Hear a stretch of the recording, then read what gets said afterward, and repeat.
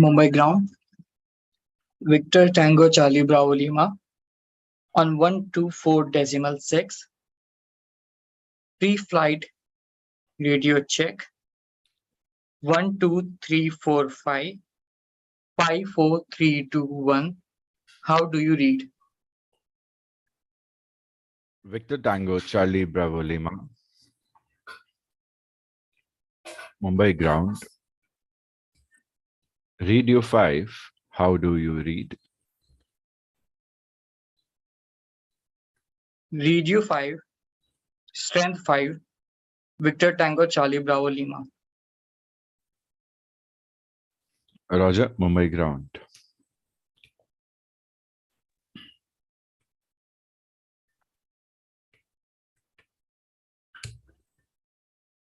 Mumbai ground. So Tango Romeo Bravo Victor on 121.9 pre-flight radio check 12345 54321. How do you read? Station calling Mumbai ground. Say again, call sign.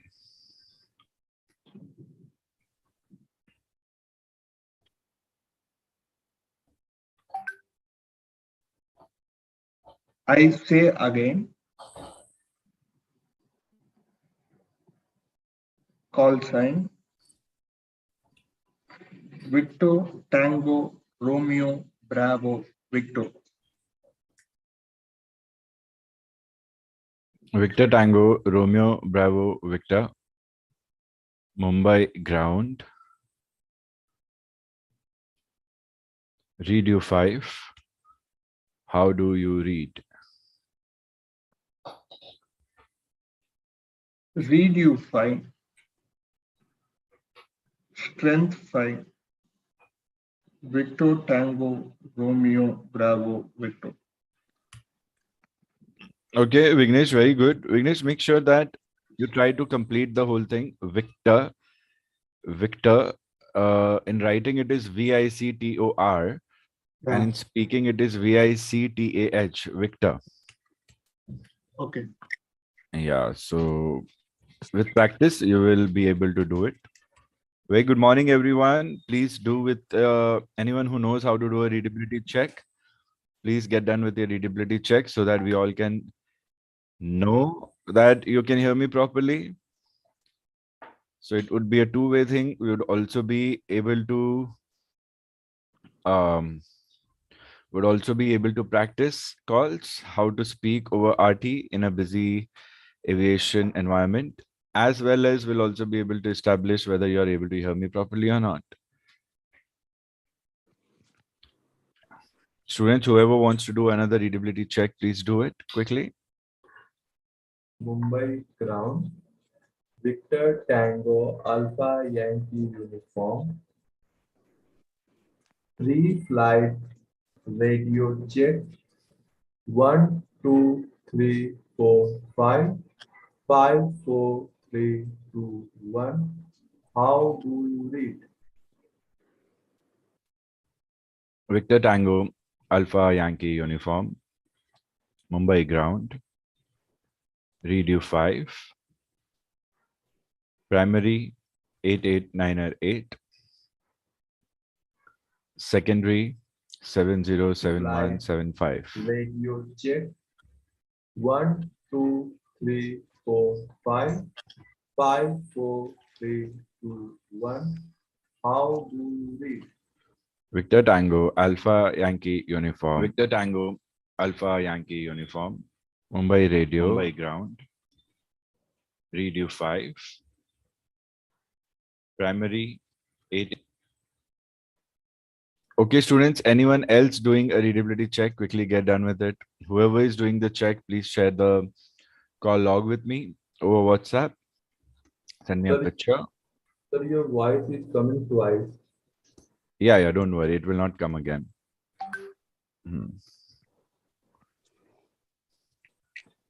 Mumbai ground, Victor Tango Mike Echo Delta on 121.9er, pre-flight radio check, 1, 2, 3, 4, 5, 5, 4, 3, 2, 1.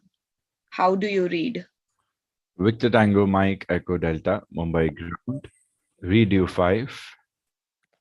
How do you read? Read you 5, strength 5, Victor Tango Mike Echo Delta. Roger, Mumbai ground.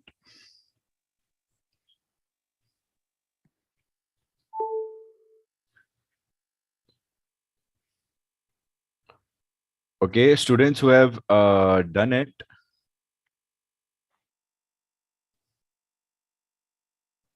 you have to send me your logs. Your calls are very nice, students. Very good. Good going, everyone. Good practice. Let's get started with the session. We have a full house today. Very nice to see everyone geared up for RT. Very good morning, everyone. And it's a nice thing to see that students who had not been attending lectures before are also there in class today, along with students who have been in the last batch, along with students who are freshers. So it's going to be a session that is going to discuss fundamentals equally important for everyone, no matter from where you come, no matter if you have any RT experience or not. It is a strategy that I am going to use in this set of series of lectures. As of now, we are calling it the name of the batch. Right now, we are calling it RTR A fundamentals. Okay, this is how you're going to track. Today's session is called class 1. This is how you'll be keeping a track of your notes. All right, students. So I want everybody to make notes. It's very important that you involve all your senses while learning. Okay, you listen, you look, you speak, and you write, so that you're totally involved and focused. It's a very good morning today. Wishing everyone a very good morning, students. We have Vignesh, we have Shubhankar, Bhavin, Jyotsna, Suchita, Manvir, Sahana, Likhit, Ayush, Neha, Gulshan, Sajal, Neha Verma, Yukti Verma, Jeet, Pratik, Vaibhav. You see, students, I'm very happy to see you all, especially Vaibhav, Pratik, Jeet, Neha, another Neha, especially y'all, and Likhit, because you have been, I know the challenges that you are facing with your lectures. And this time we are going to make sure that now that you're starting RT, obviously, whatever experience you have or not, irrespective of that, this series of lectures is going to prepare you thoroughly and quickly with respect to RTR A fundamentals. So what is RTR A? Everybody or most of you all already know about what is RTR A. All right, students. So we are going to discuss and we are going to learn. We're going to learn how to make a few important calls. We are going to discuss what are the basic fundamentals that make calls. Now, generally, a lot goes into RTR, into understanding and then having the skill set to speak. Okay. Many students keep giving exams and they keep clearing exams. Many students keep giving exams. They are unable to clear exams. Why is that happening? So there are many reasons why it is said that RT exams are very tough exams. Why do you think they'll call it tough? It's because hardly the passing percentage is 10%. Sometimes you would say that the passing percentage would be 20%. So out of every 1,000 students who are applying, I would say only 100 will pass. That means 10%. Okay. So anytime when you get your admit list, okay, you will get your admit list displayed on the by the WPC, in which you will see whether your application has been accepted or rejected. Some of you all saw your application got rejected because it reached late, right? In that application, you'll be seeing how many people have applied in your session, maybe 2,500, maybe 1,500. So you can expect about 250 to 450 people to pass in this session. Here also, you can expect about 150 to 250 people to pass. Now, this is an average that I'm giving you all students. Sometimes more people can pass, sometimes less people can pass. There's not a fixed quota that they will assign for people to pass. But why this ratio? Why this ratio? The other day, I heard a student say that, sir, in our batch, out of 30 or 40 people, for part two, only 3 were called and my name was not in it. One of students said that. I'm like, it's okay, don't worry.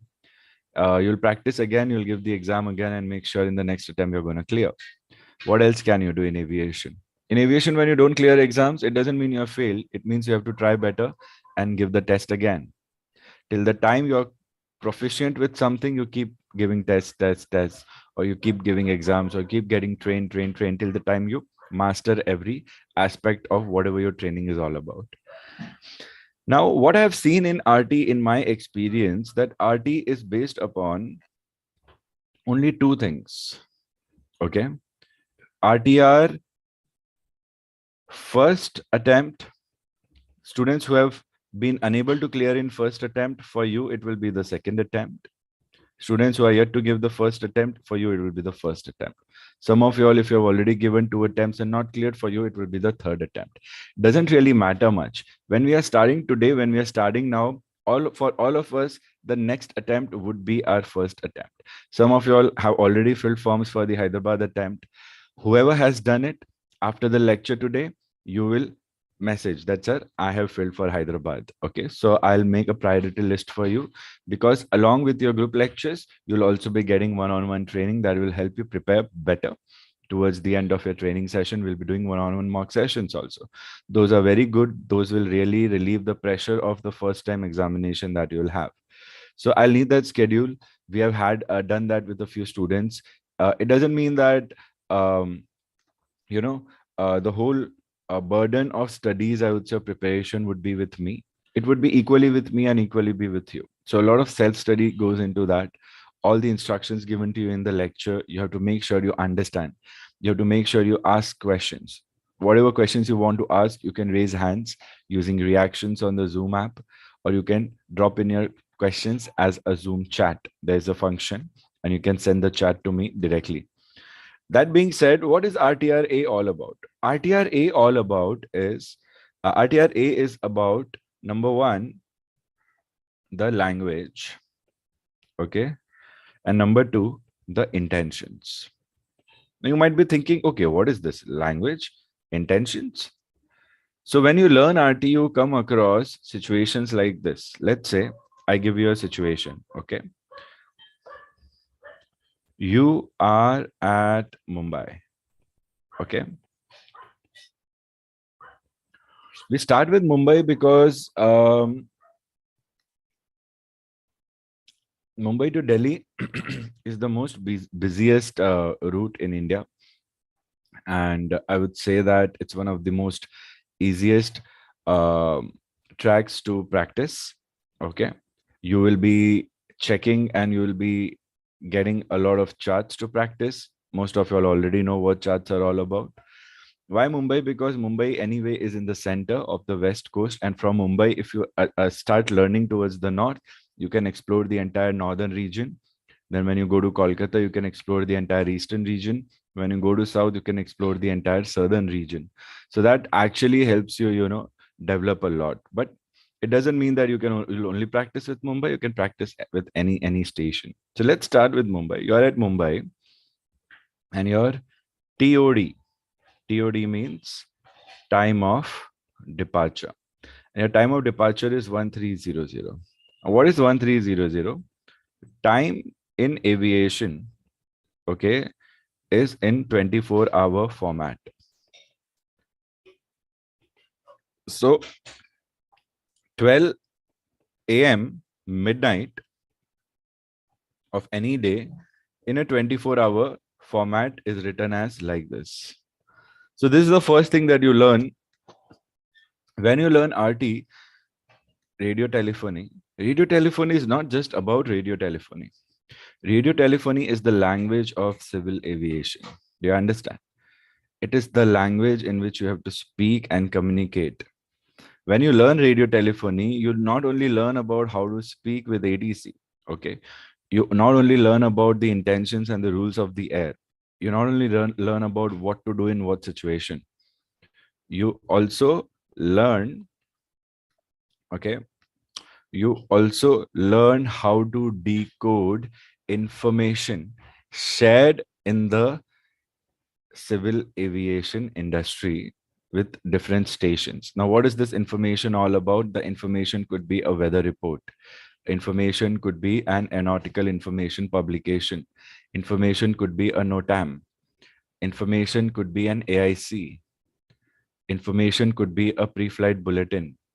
So these are 4 to 5 modes of information through which various information, revisions, updates with respect to rules, regulations, facilities are communicated between the organizers, operators, and the people related to operations like pilots, dispatchers, cabin crew, engineers, etc. So how to read that information? Someone who has not prepared RT, someone who has not learned the language will be unable to decode that information. Although English overall is the language used for communication, English is not used with grammar in RT. RT has its own sort of grammar where we don't use grammar, but we use what is called as standard words and phrases. So when I talk about the two important things and when I talk about one language, so the language, the first thing in language 1A is standard words and phrases. So you have to understand that first you will learn and understand about all these words and their meanings. And then whenever you are communicating, you will be using these words more and more and more without anything else. So for example, my normal and my aviation RT. Okay. When I say normal, yes, my aviation RT standard firm, standard word would be affirm. So now from now on, all of y'all, you have to make sure whenever you are talking with me or with each other through chat, through WhatsApp, calls, emails, you replace your normal words. If I ask you a question that Manvi, do you have a doubt? Manvi would say, affirm, I have a doubt instead of yes. So this is how you will practice whatever you're going to learn, you will use it in your daily life. So that will increase your level of practice. Okay. What are the standard words and phrases? Words would be single words like this. Phrases would be a set of 3 words like sorry, I couldn't hear you. Could you please repeat? Now, this is a normal statement. If I say something and let's say that Gulshan is unable to hear. So what will Gulshan say? Oh, sorry, sir, I couldn't hear you. Could you please repeat? Now, this is in English. A normal person would say something like this. In RT, if that happens to you, whenever you are working in aviation, you have to use RT by default. As soon as you are talking to someone in your team, even if you are on a holiday, you will speak in RT. You will be well versed. Whenever you are at work, you'll speaking in RT. So here, what do you say? Simply you say a phrase, say again. So affirm becomes a word and say again becomes a phrase because it has 2 words. Standard words, standard phrases. Say again. So from now on, if anything I say, if you cannot hear it because you got distracted, maybe you have some connectivity issues, transmission issues, network issues, no matter what the reason, maybe someone in the house or wherever you're studying would distract you. If that happens, you can simply say again, instead of using the whole jargon of English or pardon or things like that. You'll simply say again. So these are a few words that I would keep giving y'all, and we have to focus that in your exams, you use this as much as you can. All right, let's discuss a few more phrases. No means negative. All right. And then you will say,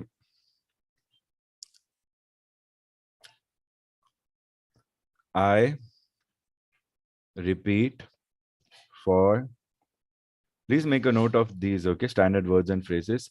I repeat for clarity and emphasis.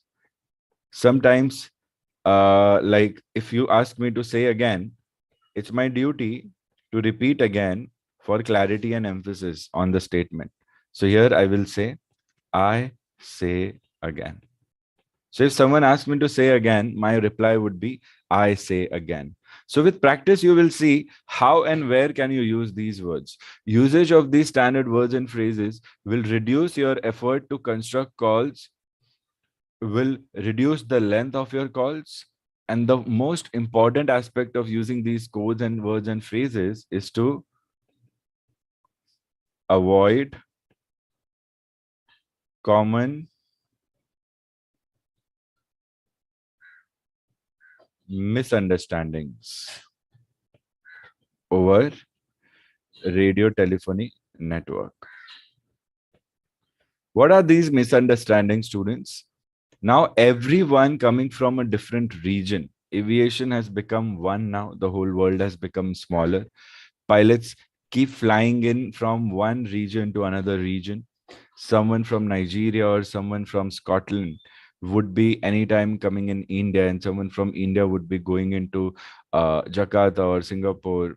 Many places where the influence on someone's mother tongue or spoken English is dominant. What happens? Something like that happens in India also. Someone who's come from the east or someone who's come from the south, they always have majority of their mother tongue influence on their tongues, not just east but UP, Bihar also. I've seen many students have that mother tongue influence. Even when they say English, it more of sounds like, okay, doesn't really sound like English unless you focus clearly. So that is one main reason why RTR language was invented. All right, students. It was invented to ensure that people from n number of backgrounds and mother tongue influence over English can still learn aviation RT in a short period of time. And no matter how much you have an influence in your tongue, if you manage to learn these, then these words are so strategically devised that whoever coming from no matter where will be able to speak these words with the similar clarity as someone who doesn't have much of an influence on their mother tongue, of their mother tongue on their English. So you see, what you are learning is basically something that has been very refined for you. And it's a very, I would say the topic and the subject is vast, but it is very short also. So fundamentals are short. If you can master fundamentals, then you can answer any question in the examination without having to have studied that particular situation also. Talking about situations, what kind of situations does a pilot face? A pilot would face a situation where he or she would have to do a pre-flight check before startup of the engines. After pre-flight check, she or he will do a engine startup. After engine startup, they will do, the pilot co-pilots, they will do a pushback and taxi request, or before startup they will do a pushback and taxi request, or during startup they would do a pushback and startup and then a taxi request. What is taxi? Moving the aircraft on its own power. Through taxi, they will go to the runway. Over the runway, they'll request for the takeoff clearance. Before the runway, they will request for an ATC clearance. After takeoff clearance, the pilot will take off. After takeoff, the pilot would climb to the cruising altitude. Reaching cruising altitude, the pilot would resume normal navigation, most of the times on autopilot if autopilot is available.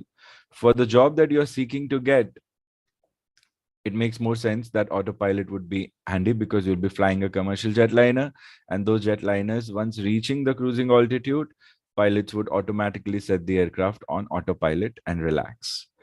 Once you have reached your cruising altitude, you will cruise till the time, a point where you will begin your descent to reach your destination. With that descent, you will request for descent, of course. So anything that you do, pre-flight check, pushback startup, taxi, takeoff, climb, cruise, descent, everything has to be done with the permission of ATC. Why do we need to take permission of ATC? because ATC is the eye of all pilots in that aerodrome, and ATC is the eye of all pilots in a busy airspace also when aircraft's in air. So what is the advantage of ATC having the eye? Does the pilots not have eye? Pilots have one of the best eyesights. The medicals are so difficult and foolproof, so why is the pilot depending upon the ATC and their eyes? It's because the aircraft is flying at a very high speed, and the relative motion of objects, even if the pilot observes, would be too fast to avoid any collision. So it will not be of any much use, even if we can spot a conflicting aircraft with our own eye. So we need someone who can spot that aircraft from over a distance also, which we cannot see from our own eyes. So who can do that? ATC can do that. So there are people in charge who have been given systems that will help you maintain safe operations by not colliding with other aircrafts, by not colliding with building structures and obstacles. Okay, who will collide? Not the pilot, the whole aircraft in which the pilot is and the aircraft that the pilot is operating. Along with that, ATC will also help people, all the pilots who are landing and taking off, do the landing and takeoff in a proper sequence as approved in their flight plans. So it is like first come, first serve, but it's not always first come, first serve. It is first in flight plan would be first to take off.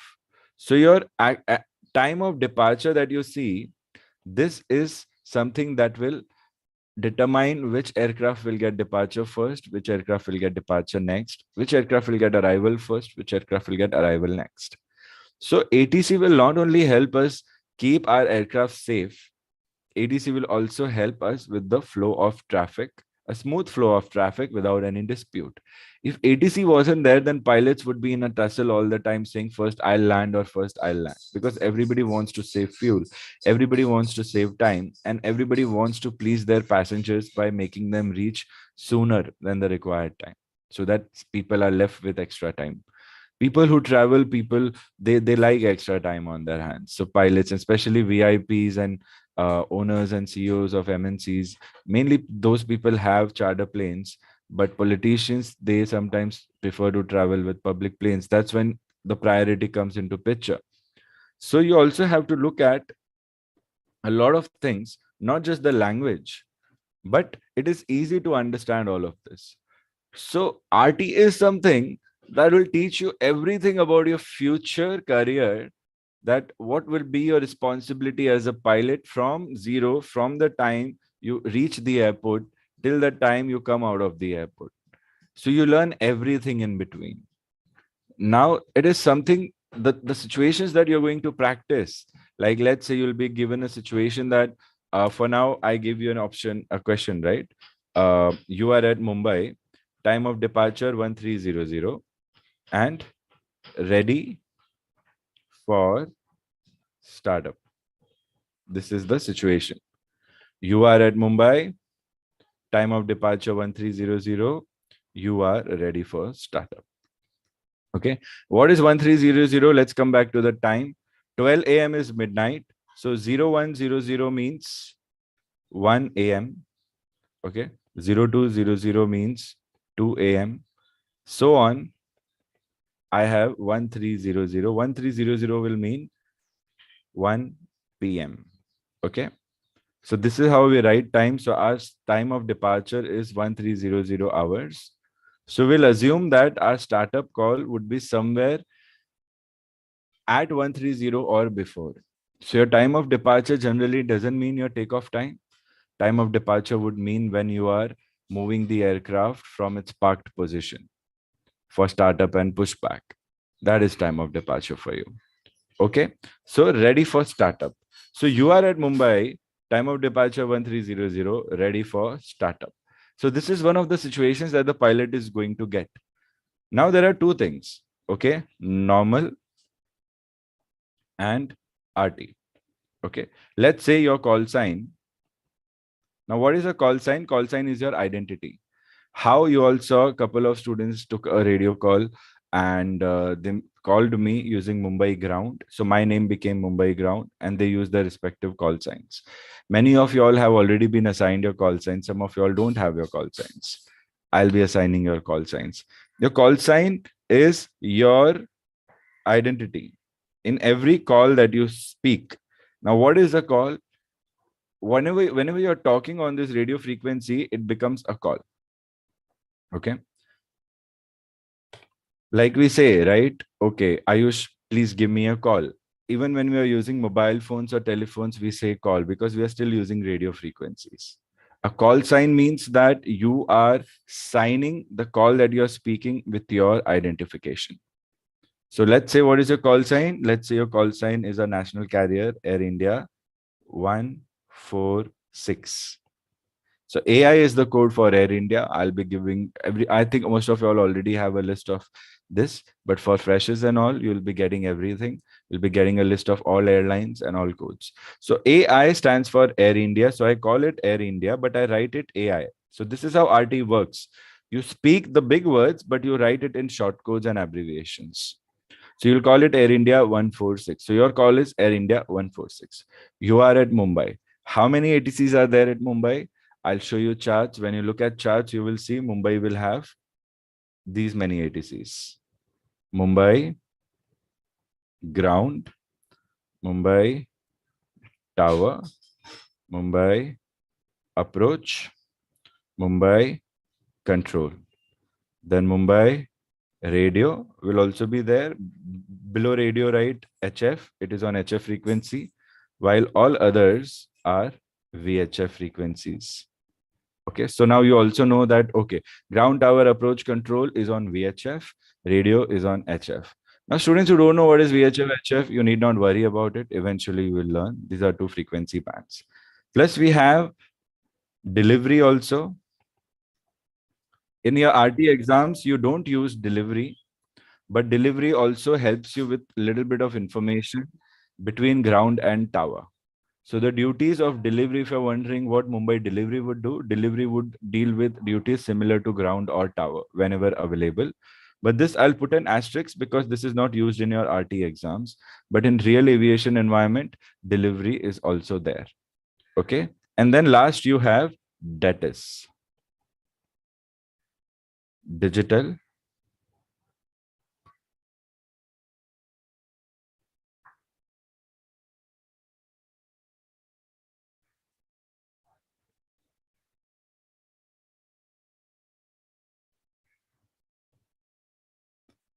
aerodrome terminal information service. Digital aerodrome terminal information service. Either DATIS or you have ATIS. Aerodrome terminal information service. ATIS is a broadcast. Broadcast means like an FM channel. You can only hear, you cannot speak back. Okay. So these are the different air traffic controller facilities on different frequencies. What are frequencies? Just like we all have mobile phones, we all have a unique mobile phone number. That number is nothing but a frequency. So in order to have a unique station, an individual who can operate their own radio, that is the meaning of a station. So ATCs will also have a station. You as a pilot will also have a station on board the aircraft. Your co-pilot would also have a station on board the aircraft. Right now, we can assume we are total 18 individuals. So we all are using 18 different stations. We all have one station with ourselves. Aeromobile stations means radio apparatus in an aircraft that can move from one place to another. Fixed station means air traffic controllers. Those stations that are fixed on ground, they do not move. All right. So when I'm talking about these stations, okay, different stations, they all have different frequencies. So Mumbai ground will have a frequency that we use for VHF communications. So VHF communication frequencies also has a range. Students who have learned it, try to recollect it. So within that frequency range, we will be giving frequencies at a separation of 8.33 kilohertz. So you'll be learning all this. When you do RT, you'll also learn what is the meaning of kilohertz. You will learn about frequency bands, anything and everything with radio technical knowledge, not just the spoken language and intent. The spoken language and intent would be important for part 1. but everything else would be important for RTR part 2. So RTR part 1, RTR part 2, those are 2 rounds happening on the same day. Students who clear part 1 would be asked to wait and then be given part 2 examination also. Part 1 is a real life like simulation of a real aircraft flight plan, which you as a student would assume that you are the PIC, and the examiner sitting beside you using a headset like this would be assuming he or she is the ATC, all ATCs, not just one, but whatever ATCs you'll come across. You get 25 minutes to finish that flight plan. In those 25 minutes, you'll come across 5 to 7 situations. One of the situation could be a situation like you are at Mumbai, a time of departure 1300, ready for startup. Okay. So if this is the situation, then you'd be getting a flight plan. So what is a flight plan? You'll also be learning about flight plan. Students, irrespective of what you have done in the past, right now, if I'm teaching you about these points, and if you've already touched base those points in the past, today itself you are going to revise and master these points, thinking tomorrow is your exam and today I'm going to finalize my topics. Freshers, you all take it easy. This is just a session wherein you learn a lot about RT. You don't really start focusing on one topic, but you target a lot of topics to have a wider aspect of understanding. All right. It is very important that you focus on your individual growth, where see your strengths, see your weaknesses, and we will work on your weaknesses and we will capitalize on your strengths also. Okay. So Ayush, your readability check was the best call that you have done till date with me today. So I can just see that with time and with practice, your call has become so good. And it is how it is, students. You don't rush for RT. You give RT when you are ready by yourself. You take 2 months, 1 month, 6 months, up to you. But when you feel you are internally ready, only then you go and give the exam, and you'll see you'll be able to clear it in your first attempt easily. If you go without preparation, it would be, if you clear, great. If you don't clear, then we know because you were not prepared. So you'll have to give the exam again. Simple.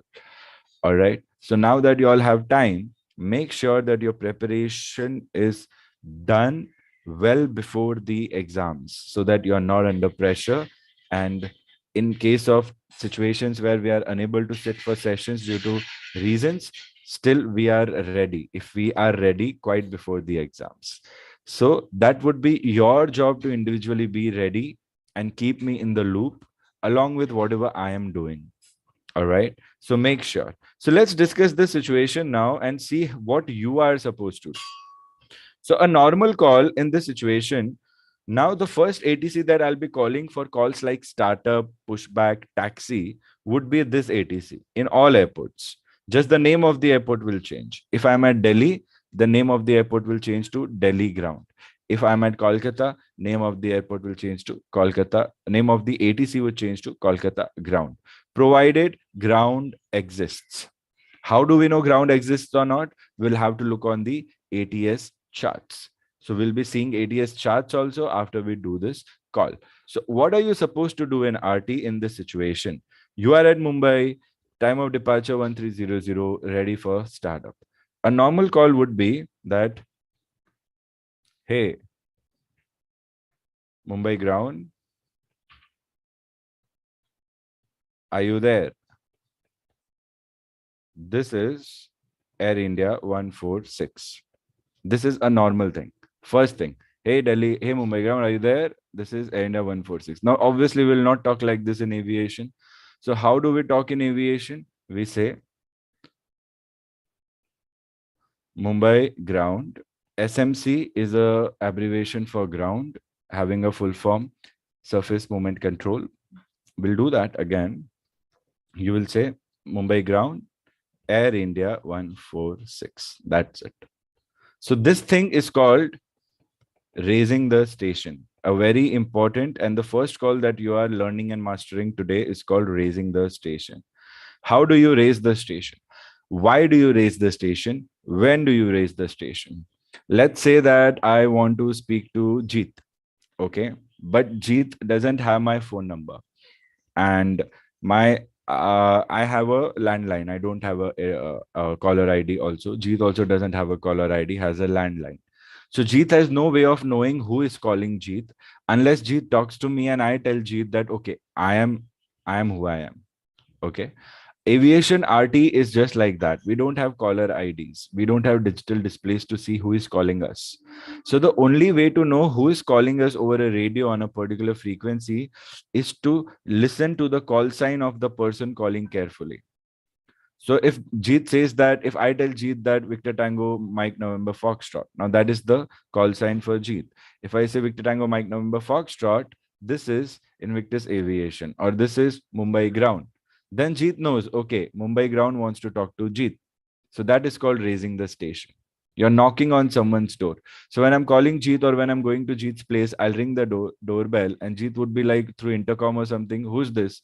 And I'll say, this is Alkesh. Only then Jeet will open the door and talk to me, or he'll be like, now is not the good time, please go back. Something like that. Aviation, the same thing happens. The first thing that you will do before you take a startup call, pushback call, pre-flight call, whatever, would be the first call that you will take when you get into the cockpit and you start doing your duties, pre-flight checks, walk-arounds. The first thing that you do over RT would be a call called as raising the station. So how do you raise the station in RT? On the left, you write transmission. On the right, you write reception. This is how you will write all your calls, even now and in your examination. Whatever you write will be on the left side. Air India 146 was my call sign.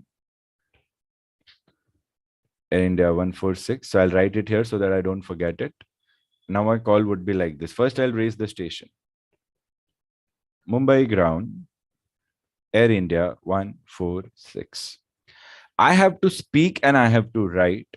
Initially, it becomes a challenge for everyone. So what do? We start writing and then we speak. So we speak as we write, but we try to match the speed of writing with our speaking, or match the speaking speed with our writing speed. Like, observe how I'm doing it again. This is one skill that you master as soon as possible. That's why I say initially when we start an RT class, you have to practice as many calls as you can so that your practice is increased. So see again, I'll do. So I've written Mumbai. This is another code for Mumbai. You will learn about these codes. Mumbai Ground, Air India 146. Okay. This is it, raising the station. First, see if Mumbai Ground is able to take your call. SMC is a short code for ground. Full form is Surface Movement Control. Okay. You'll learn more about duties of all ATCs in length. There is a separate session for that. Everything that I'm teaching you now, there will be an individual session for all these points also. All right. This is just a brief of what you're supposed to do, how you're supposed to do. Okay. And what is your ultimate goal while you're learning RT. All right. So what would be the ATC's reply that would allow us to communicate continue our conversation? So Jeet will have to say, yes, sir, please come in. Or yes, sir, yeah, I'm free. Tell me what happened. Whatever it is. So Jeet will first tell me whether he is free or not. Only then I'll be able to tell Jeet what I'm looking for, why I'm initiating a communication or a meeting with Jeet. So ATC will also do the same. ATC will give you a heads up like this. Air India 146 Mumbai Ground.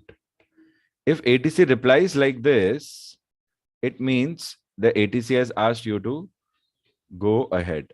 In past, we used to use this word also, go ahead. In recent days, this has been omitted. You don't have to listen to go ahead to start. When ATC gives you a reply like this, your call sign and their call sign, it means go ahead. The meaning of go ahead is pass your message or proceed with your request. But go ahead is not required these days. So you will not get a go ahead, but Jeet will simply say Mumbai Ground, Victor Tango, Mike November Foxtrot. If he says that, it means it's a go ahead. So I'll start my call like this. So how would be my startup call like? So two things to focus on. language and intention. So now focus on this call, and we'll focus on the language and the intent of the call, and then the call structure. Focus mainly on the call structure, because if you understand the call structure within the first few lectures thoroughly, then no matter what the situation you will have, you'll always be able to make good calls, okay, without any extra effort or pressure on your mind. So now when ATC has given me a go ahead without saying go ahead, like Air India 146 Mumbai ground, it means they are ready to take my call. Yes, good, very nice, I'm on time. Pilots feel happy when ATC says go ahead, like in this way also. If ATCs don't say go ahead, then what would they say? Or their alternate reply would be Air India 146 Mumbai ground, standby. Standby was, now is not a good time, call me back later, something like that. So here, then you would say, quickly, you will say standing by. Why quickly? Because ATC gave you an instruction. And whatever instruction or information ATC gives you, you need to give a read back or acknowledgement within 5 seconds. The timing is very important to make sure that your performance in exams is spot on.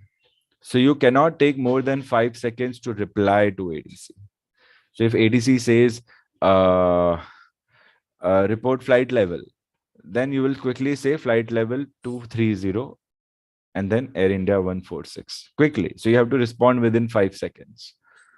So instruction standby, you can either say standby and end with your call sign, or you could say standing by and end with your call sign. Air India 146. Ending with call sign.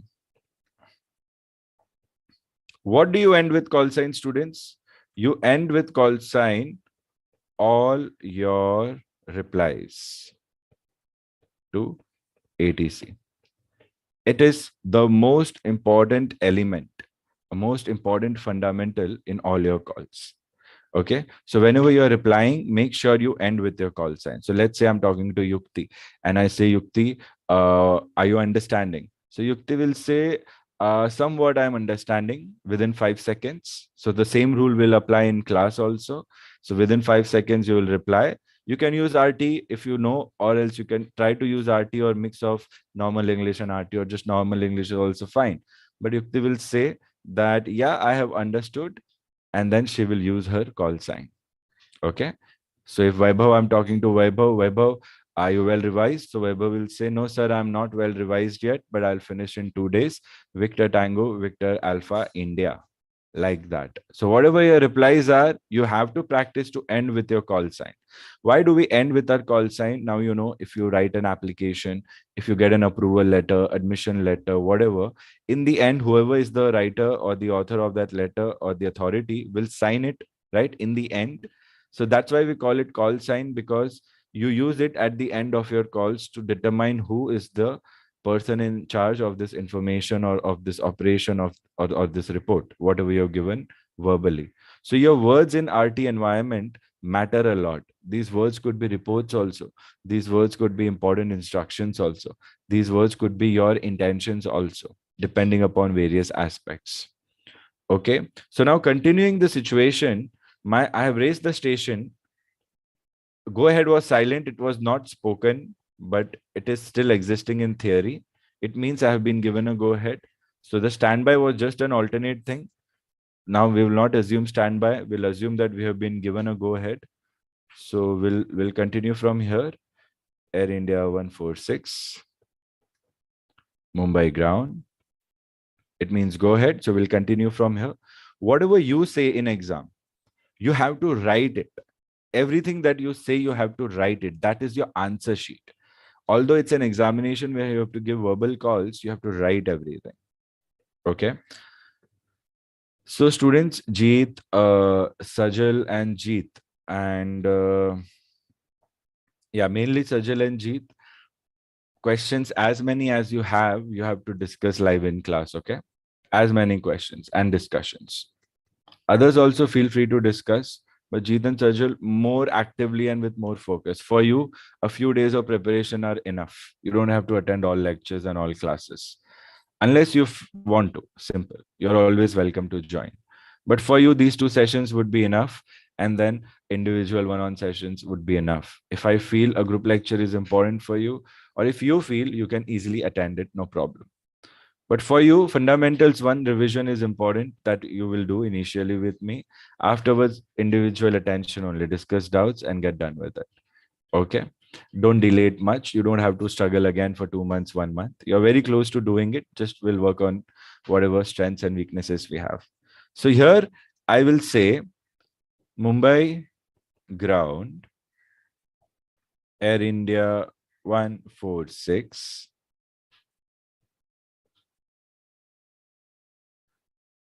So a normal call would be like this. Mumbai ground, I am Air India 146. We are parked at stand 2. The parking bays are given a lot of names. One of the ways the parking bays are named are like stand 1, stand 2, stand 3, stand 4. It could be alpha 1 right, alpha 2 left, any combination of letter numbers plus right and left. You'll be seeing a real life example of this bays also if you have not already seen. Okay, so normal call would be Mumbai ground. I am Air India 146. We are parked at stand 2. We are ready for startup and we are going to fly to Delhi following instrument flight rules and with a cruising altitude of 25,000 feet. We have 200, that is 200 passenger on board. We have security check. We have been through security check and it's completed. Ready for startup. Request startup. Now, this is a normal person's call, not an RT call. If I would not have had RT students, if I would not have had RT in the world, not just in India, then these are the types of calls I would be taking based upon how much English I know. Okay. And you know how difficult task it is for people to learn English who have not had education in English but want to make a career in aviation. So it's not just in India, it's everywhere. So RT was devised by, who devised RT as a language, students? RT was devised in combination by iCATS and ITU. Together they have combined and made this RT language for us to follow. What is iCATS? iCATS is, again, very important person, international, important organization, I would say. International Civil Aviation Organization. This is one of the most asked questions in your part 2 Viva rounds. ITU is International Telecommunications Union. You learn about these two organizations also, but RT is made in combination by these two people to avoid other people confusing with the use of this normal construction. Okay, so what do? This normal call, when I learn RT, I'm able to convert this normal call into aviation specific call. What is the aviation specific call? Now I'm going to give you that. And that is what you will be learning to make. Okay. For every situation, not just startup. The situation could be that you're cruising at an altitude of 30,000 feet and your right engine has fire. Even there, you will be using RT only to communicate with ATC. Their language will help you with communicate and your intent will help you decide what you're supposed to do. So in situations like that, when you have engine fire, first intent is you will initiate fire extinguishing procedures. Your second intent would like to make an emergency landing at the nearest airport. That's it. Those are the two intentions for you. If you have just departed from your aerodrome, then your intent would be to return back to land at that airport for an emergency landing. So that becomes your intent. So in RT, you learn what to do in what situations. Okay. And in RT, you learn how to speak and communicate using a proper RT language. This is what your part 1 is all about. Bhavin, Jeet, Ayush, Vignesh, Jyotsna, Sajal, Neha, Likhit, Vaibhav, Pratik. Are you following? You all have quite some experience about RT, the names that I have taken. Do you understand what I'm talking about? These points register 100% in your minds. It is, don't take it thinking, oh, I already know this, or is just having a chill session. No, this session is mainly for you only to cover those basics. Do you understand what I'm talking about? This understanding is important to know so that you believe that RT is a very easy exam to crack. RT is like cooking, students. You'll be given ingredients. You don't know which ingredients. You might not have used them, but the procedures, the standards for cooking would not change, right? Are you getting me? What I'm talking about? You need salt, you need all the ingredients, you need a gas, of course, utensils, and you get to know if a thing is cooked or not. You get to know. You will not know if that thing requires to be cooked for an hour, 2 hour, 5 hours, or 30 minutes or 20 minutes. You'll only know when you deal with it. RT is like that. You, while doing it, you have to figure out whether it's right or wrong. And you figure out by making sure you compare what you're doing with your fundamentals. So you stick to your fundamentals and everything is right. Like, what are the fundamentals now? I'm not a cook, okay, but I'm just giving you an example. If you're cooking something, if you're boiling something, no matter what it is, the best way to check, you try to put a knife and see whether it's soft enough or not. That will tell you that thing is boiled or not. Some things will take 20 minutes, something will take five minutes, something will take 30 minutes. RT calls are like that. Do you understand what I'm saying? They all will have a basic way of checking whether it's right or not. The knife is what I call about as a basic call structure. And I give you skills and strategies to make sure that you check whether the call is right or not before you deliver the call. Basically, before you use that boiled vegetable to prepare a dish or not, you get to know. It's like that. So you don't worry. Now, there are certain mistakes that students make. It's like forgetting to add salt in your food. Now, isn't it silly, students? Someone who's tense and unfocused will only, maybe someone, I don't know, who will miss adding salt. It happens. But why does it happen? It's a silly mistake. Are you getting me? So such mistakes would be that not saying affirm, not saying negative, not using your call sign, not using the proper call structure.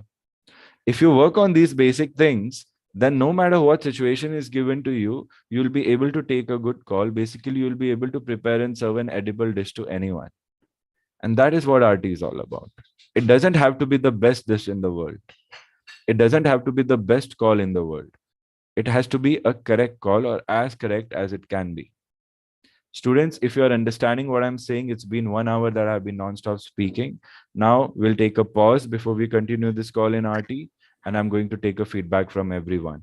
Individually, one by one, don't make me call names. Channel is open. Start speaking. Are you understanding? If yes, no, what? Give me a brief, a recap of what we have understood so far.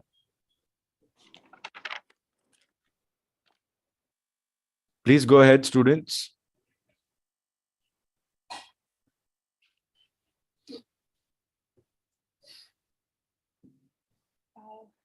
A typical Indian thing, pehle aap is happening right now. Jeet, please go ahead. So we got understood everything, and we have a different vocabulary for RT rather than normal English. And we have to maintain our rate of speech while we are writing and communicating with the ATC. We have to give them specific information to the point and state our intention. Very good. Nice. Sujit, can you give me this RT startup call in this place? So let's see what an RT call would be like. So this is a normal call. Okay, we know this is not going to be working in RT. So let's see if Jeet can do it. Jeet, same situation. Okay, so take all the info given in this random call that I've made, but just convert it into an RT call and give. If you miss out on some info, I'll give you the info from this call. Passenger on board 200 and Delhi to Mumbai IFR, stand 2. And you already know the call sign. If you need any more info, aircraft type, wake turbulence, aircraft type would say Air India, right? So it'll say Boeing 787. And flight rules you already know. Scheduled flight. And I would say one more thing. Yeah. In startup call, also say information Charlie or whatever. Remember, this I missed saying. Okay. Ready? Jeet, live call? Form, sir. Like, should I write it too? Live. Whenever I say live call, students, it means you have to speak and write. That goes without saying, not spaying. What is spaying? Is that a word? You Slip just of tongue. invented that in the morning. Sorry, Neha, say again. You just invented that in the morning.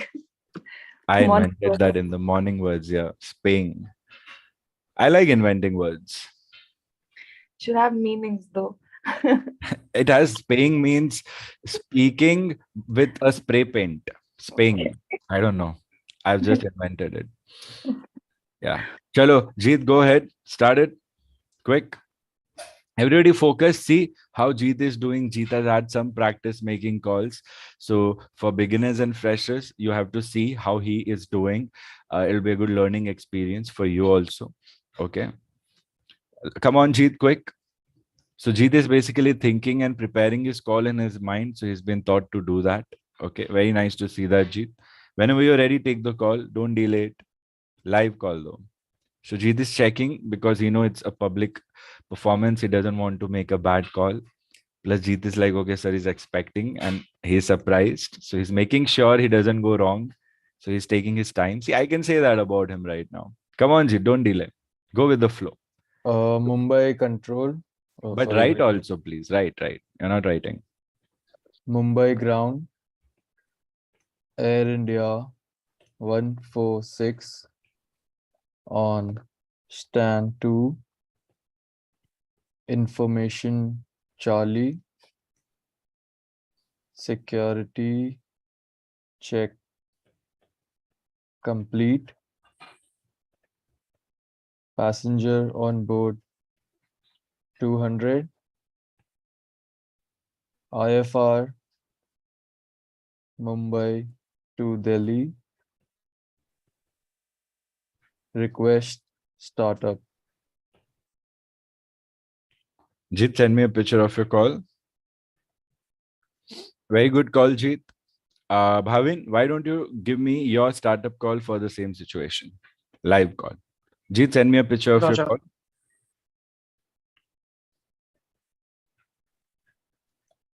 Mumbai ground. Air India 146. Stand 2. Boeing 737.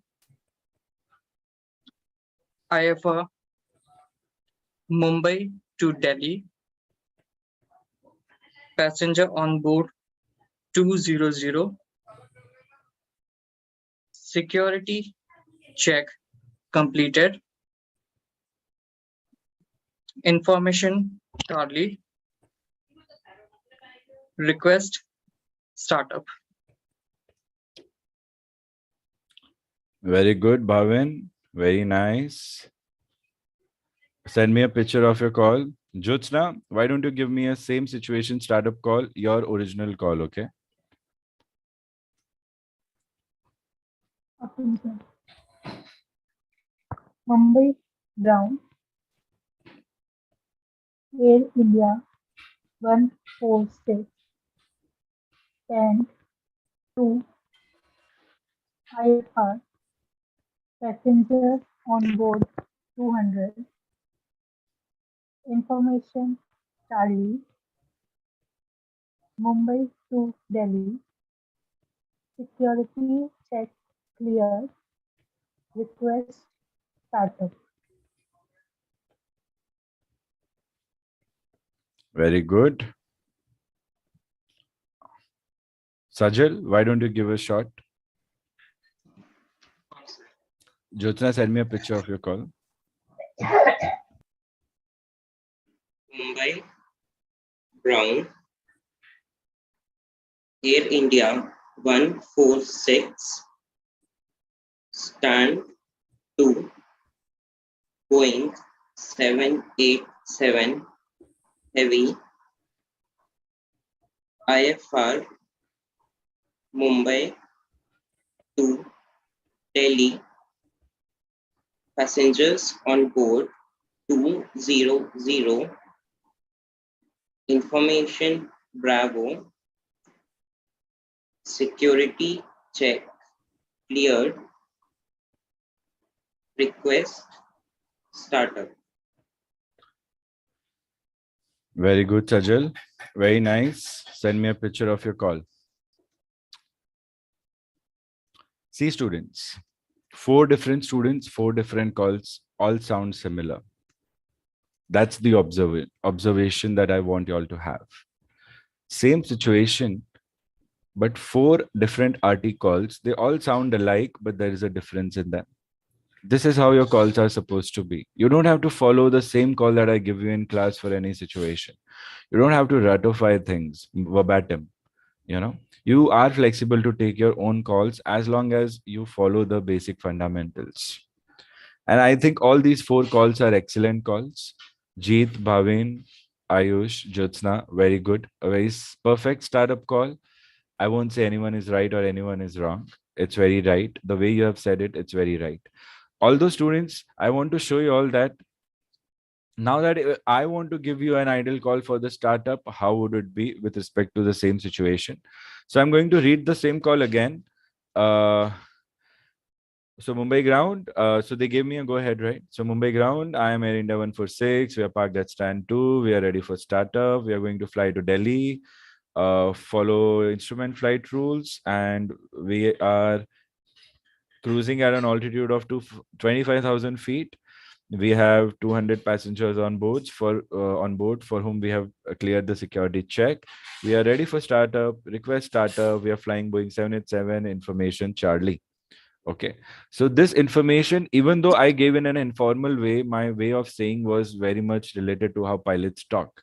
Even then, I can sound a call like an RT sound. With practice, even then you will get that. But this is not how we are supposed to do in exams. In exams, you are supposed to do the call like this. So this is my call now. Okay. So the best strategy for major practice students, if I'm asking, say, Ayush, Jyotsna, Bhavin to give calls, then the moment they are saying, you have to write the calls. Everyone has to write the calls. Why? Because when ATC says something in the examination, you have to listen and write.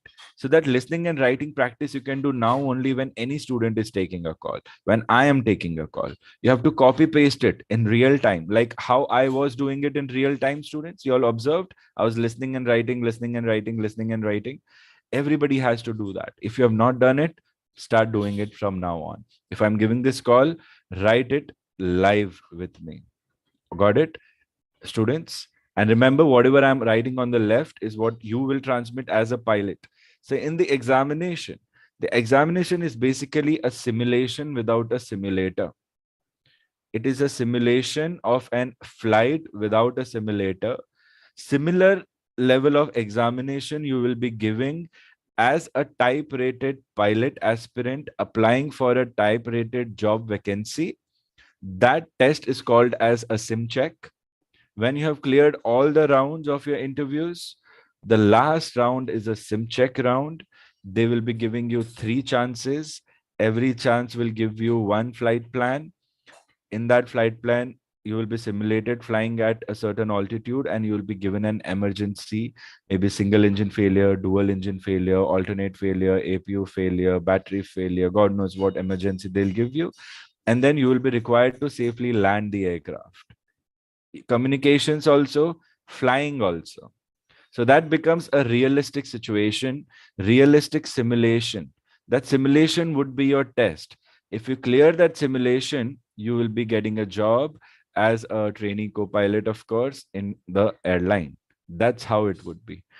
RT is just like that simulation without a simulator or without you having to show your type rating skills. Here you just show your communication. So it becomes much more easier. Do you understand what I'm saying, students? But you have to imagine that you are the pilot in command. Sahana, I hope you're following. Manviran, Suchita, Shubhankar, Gulshan, I hope you all are following. Let me know heads up, emojis, reactions on Zoom. And whoever said affirm, end with your call sign. Because over radio, we don't understand we cannot really recognize someone just with their voice. So I need your replies to end with your call sign. Who was it? Please say that again and end with your call sign. So station. Sir, Yeah. Subhankar here. I still don't have my policy. Yes. So about call signs, I'll tell you all in a while. Everybody use that call sign. What's wrong? Why are people leaving the session? Okay. So we'll do the call sign also. So what is my exact call like? Okay. 2, 3 students have a disconnections. I'm not sure who all. Neha, I hope you're following. Neha B and Affirm. Neha B, both of you. Affirm. Very good. So call signs, right? All aircrafts registered in India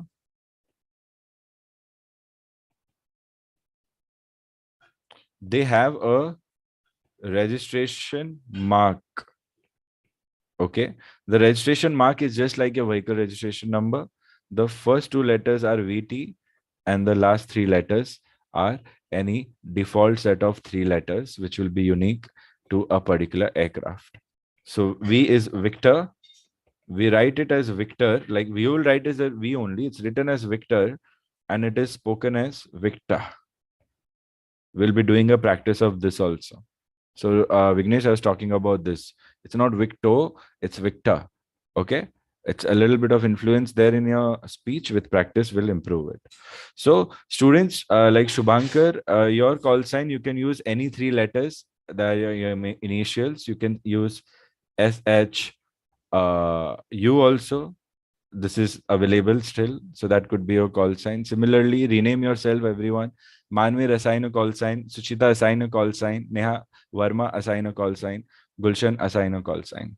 And rename yourself on Zoom using this call sign. Any 3 letters of your choice.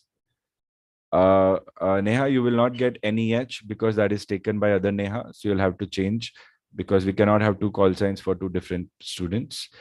Others, I think you all can take any other call sign. Quickly rename yourself on Zoom. Quickly get done with it. And who are the other 2 students who have lost? I don't know, but I think I'll go ahead with the call.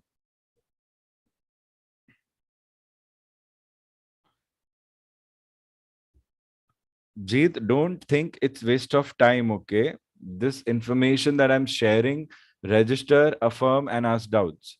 And for Jeet, Sajal, it should be your final preparation. Every day should be towards your final preparation. Now, Priyam is not there today. Priyam, same instruction goes for Priyam also. Okay. So let's take the call. My call starts with Mumbai ground. Students, please rename yourself. Shubhankar has not done it. Manvir, you have got your call. Call sign Mike Victor Romeo.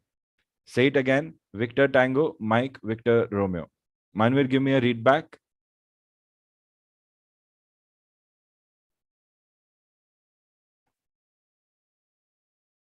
Are you able to talk, Manvir? Yeah, please transmit.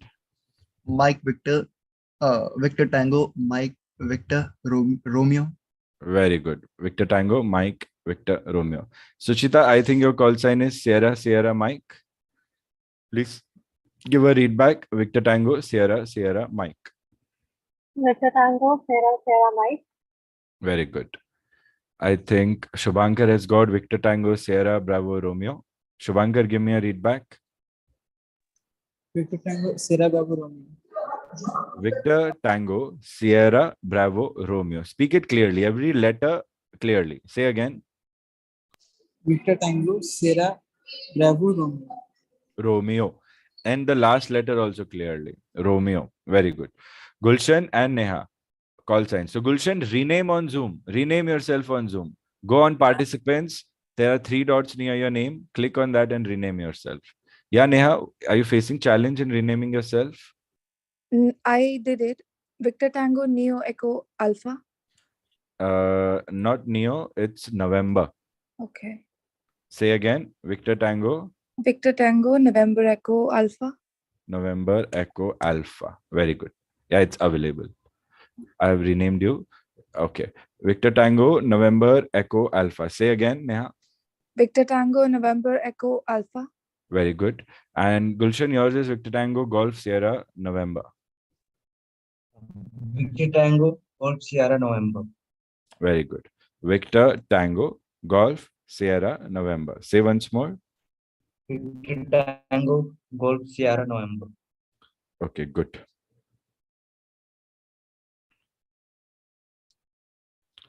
So let's do it. Let's write my call about startup and see how a normal call is to be converted. Vaibhav has a question. So nationality marks are allotted in India by whom? Jyotsna, can you answer this? Who gives nationality and registration markings? If you remember, Jyotsna, if you remember registration markings. Anyone wants to? Neha is saying iCAO. Gulshan? Sorry, Gulshan, cannot get your answer. Government of India, sir. Government of India. Central government. Central government. Central, not internal. If you're referring to government, then you should say central government. Jeet, what do you think? ITU. ITU, okay.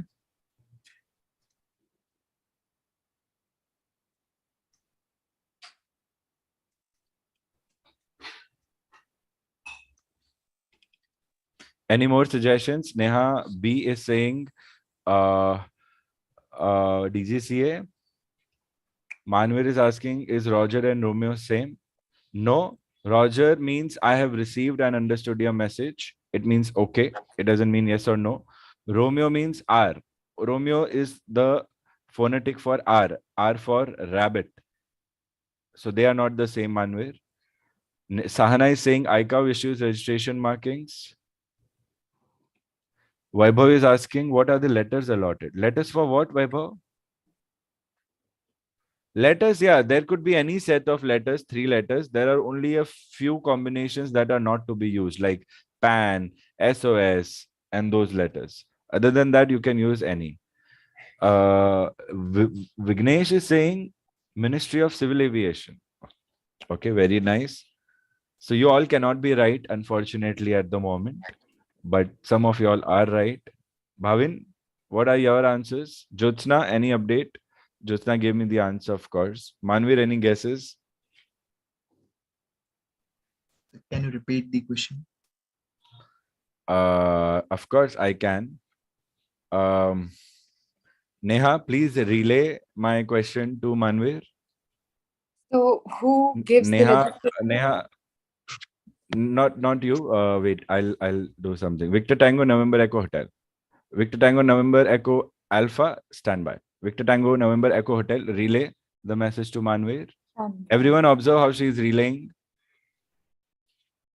Sir, can you repeat whom do I have to give the read back? Students, what's happening? Is everybody tired already? Recognize his call sign, that's it.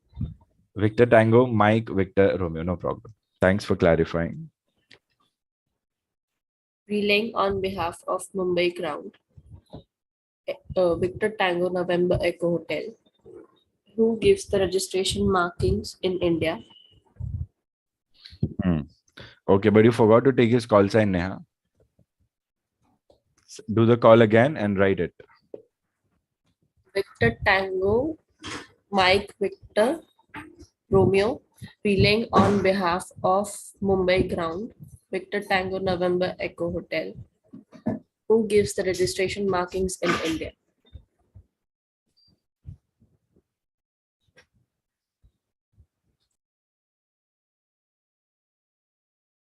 So, Manvir, your guesses? Thank you, Neha. DGCA, okay. Bhavin is saying iCAO. All right. Gulshan is saying state of registry. Good. We'll come to it. Okay, we'll discuss it. I know the answer, but I'll want you all to do a little bit of research and then I'll give you the answer. Okay, very good. Put this in the parking lot question, students.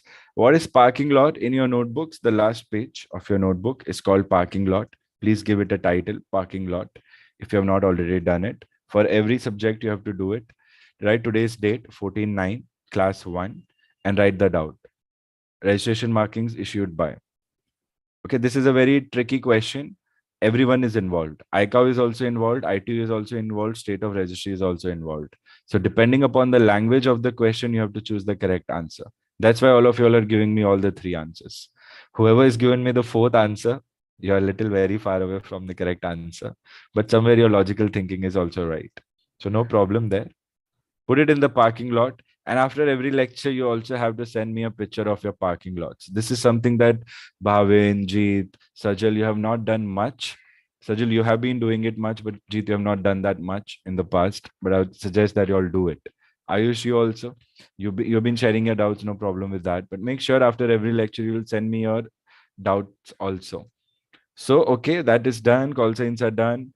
Let's go ahead with my call then. Why delay? So, Mumbai ground, Air India 146, stand 2, Boeing 787, heavy, IFR, Mumbai to Delhi, flight level 200, passenger on board 200, security check cleared, information Charlie, request startup for flight level 200. Okay, so this would be your ideal call. You can write it as a script for a startup call. Whenever you're making a startup call, you can compare with the script. But like you saw, all 4 students taking a call different than mine, but similar to mine, you can still use the same strategy. Your flight level 200 and all, this is your cruising altitude. And this will be mentioned in your flight plan. So in the next session, we'll be talking about flight plan and all, everything in, of course, thoroughly. So if you're wondering where will I get this information from, right now I've just assumed it, but we can say looking at the flight plan. What is information Charlie? Information Charlie is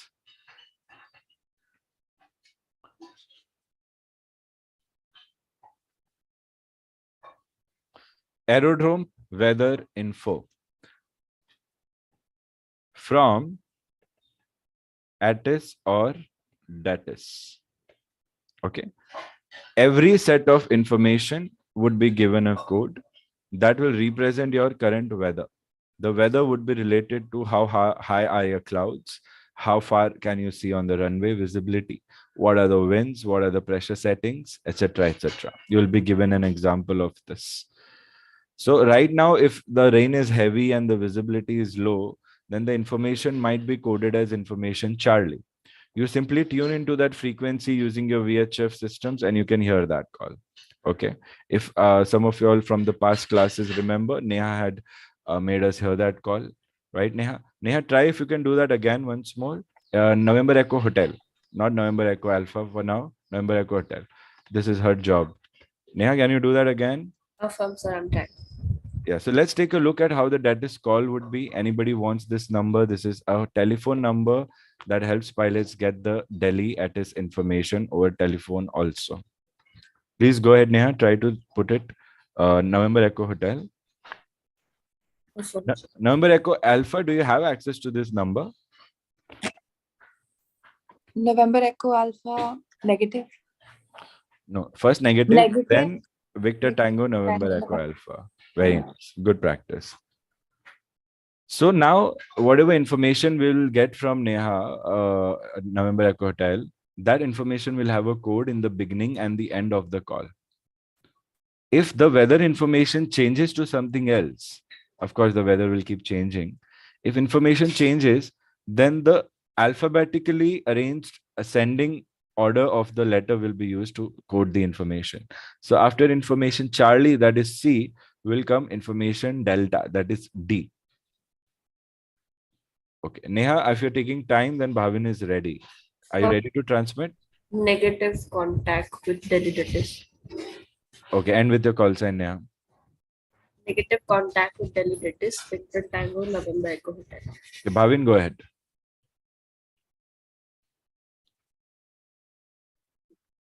Visibility 2,500 meters. Weather rate. Cloud. View 1,200 feet center. 1,800 feet. Google dip with 3,000 feet over car. 8,000 feet. Temperature 226.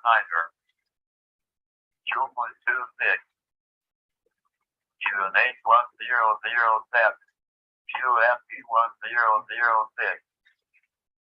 Information Google dip is the northeast on top 7 kilometers. Tempo visibility 1,500 meters in showers of rain. After vacation, close contact 121 depth 9 megahertz. After passing 800 feet, contact radar 127 depth 9. This was monthly ATIS information hotel. This is monthly ATIS information hotel. At type 0436.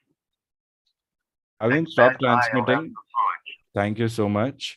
Was it Mumbai ATIS? Roger, Victor Tango Charlie Bravo Lima. Yeah, and information hotel. I don't think the transmission was too clear to decipher what the broadcast was messaging, but you'll expect to have better clarity than this in a VHF network. Plus, when you get practice to knowing what the terms are in what sequence, then even when you hear the faint way of the words, then you'll understand what the other person is saying. Good thing in exam is that you will not be given these realistic recordings to write, but we'll do it again and again. Bhavin, share this number, Mumbai Datis number with me so that I'll share it with others. I'll also share Delhi Datis number. Neha, try again Delhi Datis if you can connect. November Echo Hotel. So I tried again, but it's busy. Victor Tango, November Echo Hotel. Okay, try again. Constantly try. 1 or 2 tries will get you through. Okay.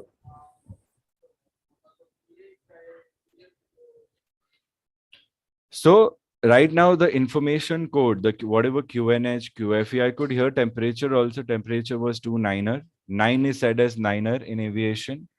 And one more thing we heard was a dew point 06. So 06 degrees is when the dew point would be achieved. And I think QFE some 1007, I think somewhat. So we'll have to hear the call again and again, basically, to make sure what it is. Basically, what I'm trying to show is that on your airports where you have ATIS and DATIS, you have to give hypothetical information in your startup calls in your RT exams. Because in your RT exams, you cannot expect you to give the realistic info. You can also give, at most of the situations and times, hypothetical data. So that is information in the startup call. And whenever you're requesting for startup, your desired cruise level or your assigned cruise level, whatever you have to fly, you can mention that also for your startup. Okay, so everybody study the startup call. See if you have any question. These are the calls that you have to take. This is a standard startup call. Okay. And similarly, any other request that you would be making to the pilots that what do we say? Pushback, taxi, departure clearance, ADC clearance, etc., etc. All those normal things you want. The intent is clear, but that intent right now, your intent is clear. What is your intent? Your intent here. Let's study the intent, students. The intent is request startup right now. I don't have much intent. My intent is to fly only the way as per my flight plan. Right now, why am I calling? To get startup. So why becomes a very important aspect of your call. Your important aspect of every call would be, why are you calling? Okay, why? So make sure that you focus on the whys also. Next, where are you? You see, where are you? So you mentioned, where are you? I am at stand 2. Very good. Who are you? Your call sign. also discussed. And who are you calling?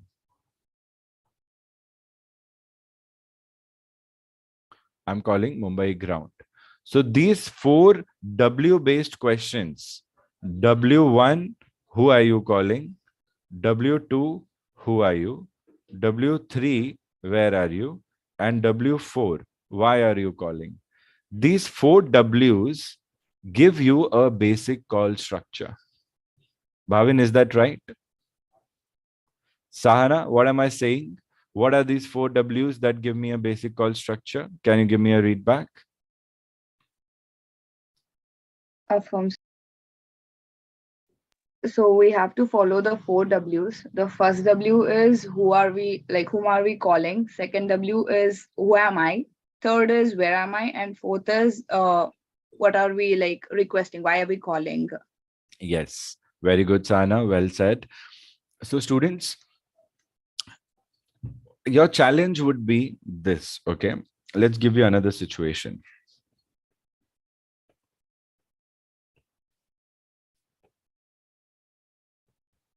Just this much, a continuation of the other situation. First situation, startup completed. Now, what are you supposed to do? As a student, you're supposed to make a call that will have all these 3 or 4 W's. That's it. So this structure helps you keep a very good call intact no matter what call you take. Is that right? Jeet, Raghav, Vignesh, not Raghav. Sajal, Affirm, sir. Suchita, are you following? Affirm, sir. Students, what's the instruction? Whatever reply you give, you'll end with your call sign. Jeet, you're not following. Suchita, you're not following. If you're giving a verbal response, end with your call sign. Jeet, redo it. Suchita, redo it. Affirm Victor Tango Mike November Foxtrot. Affirm Victor Tango Sierra Sierra Mike. Very good. Jeet, are you upset or angry with something? Negative. Are you angry that your Death Star is still not repaired? Affirm. Acha. Send it to me, na? I'm good at fixing things. Then we'll fly, explore galaxies. Huh?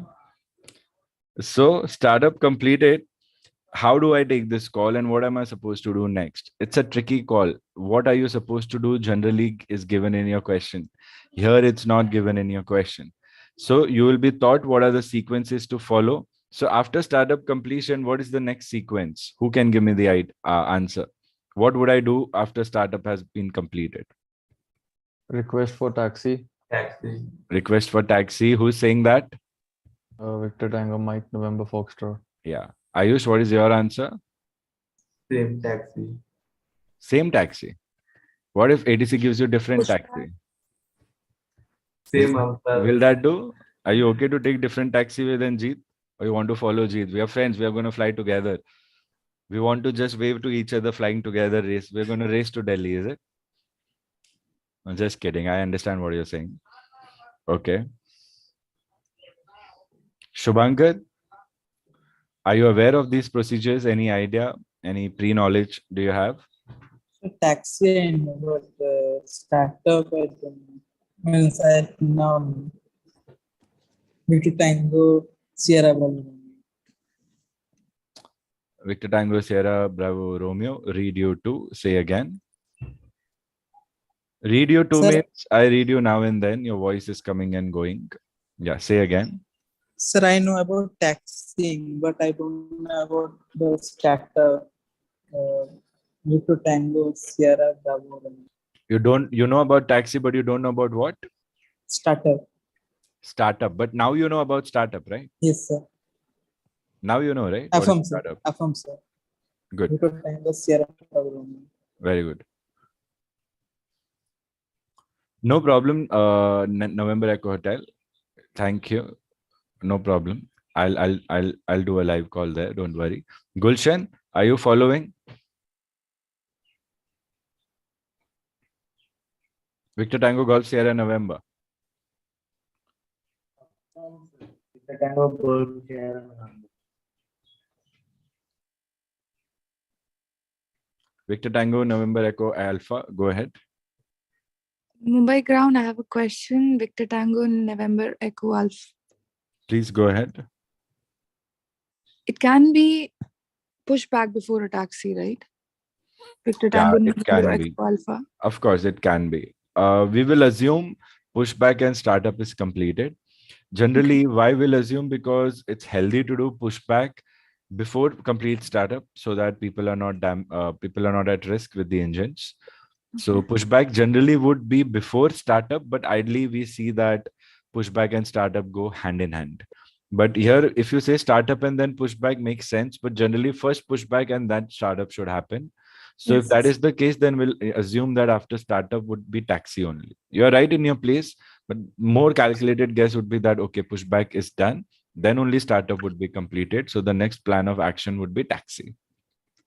Affirm Victor Tango, November Echo Alpha. Very good. Students, feel free to ask any question, any doubt, because the attention will be and is on your individual progress only. Although we are studying in a class, it doesn't mean you will not discuss your doubts directly. What I'm talking Victor Tango, about. Mumbai. Yeah, please. Victor Tango, Mumbai. I Ground. like how you are also creating words in the morning, Shubhankar, just like me. Victor Tango, Mumbai ground. Are, what is that? Victor Tango, Mumbai ground. Sir, what should I call you? My call sign is Mumbai ground. Your call sign is Victor Tango Sierra Bravo Romeo. Mumbai ground. Sir, in your call you mentioned Delhi to Mumbai. Before that, some I you have written. What is that I? Instrument flight rules, IFR. Okay. It is. There are two flight rules. You can fly either via VFR or IFR. That's it. There are only two rules. You have to either fly. So whenever you're flying commercially, you cannot just buy a plane and fly. Okay. I wish it was that easy. You cannot do it. You need a lot of government approvals, a lot of permissions, plus a lot of certification to see whether you're fit to fly or not. So when you're flying, you have to follow rules, general rules with related to visibility and this and that. Okay. Basic things, basic requirements. What are those general rules? Those general rules are divided in two aspects. One where we do navigation using visual references, where our aircrafts are smaller and our altitudes are lower, so that we can use our ground references like mountains, buildings, lakes, rivers, and highways and navigate from Mumbai to Delhi using that. That would be VFR. So there would be rules that you will have to follow if you're flying a VFR flight. Okay, Jeet, have you ever done a VFR flight? Affirm, sir. Victor Tango Mike November Foxtrot. Approx how many hours? About 70-80. Very good. So you see, every pilot will be taught a VFR flight first. Depending upon what kind of flight you have, a training flight would be a VFR flight initially, then it would change to an IFR flight or a combination of two. Okay, that's it. So you have to understand, always you will either fly with VFR or IFR. VFR code is V, IFR code is I. IFR stands for Instrument Flight Rules. VFR stands for Visual Flight Rules. Then there is a combination of IFR first, then VFR. So halfway you will fly through IFR rules without any visual references, that is, just using your instruments. And after a certain point, you will convert your rules from IFR, you change to VFR. You'll start flying with visual references. That code is called Yankee. And there is another where halfway you will do IFR first, and then halfway you'll change to, you'll do VFR first, and then halfway you'll change to IFR. This is called Zulu. So these are 4 types of flight rules.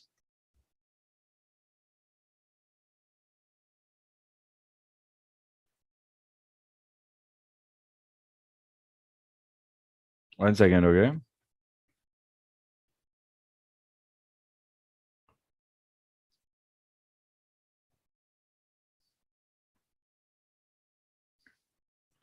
Okay, Shubhankar, so these are the rules. Generally, most of your commercial jetliners will fly IFR. most of the times. So Jeet, why don't you tell everyone in your own words, in a line or two, not much, what is the difference between VFR and IFR for a pilot or a student pilot? Sahana, the same question will come to you also. Okay.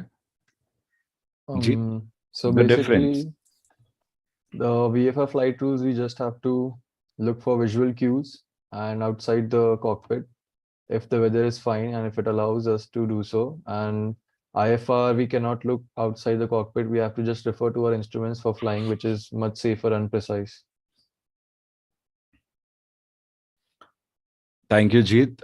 I hope you all heard the question properly, answer properly. Shubhankar, yeah, you can go ahead, don't worry.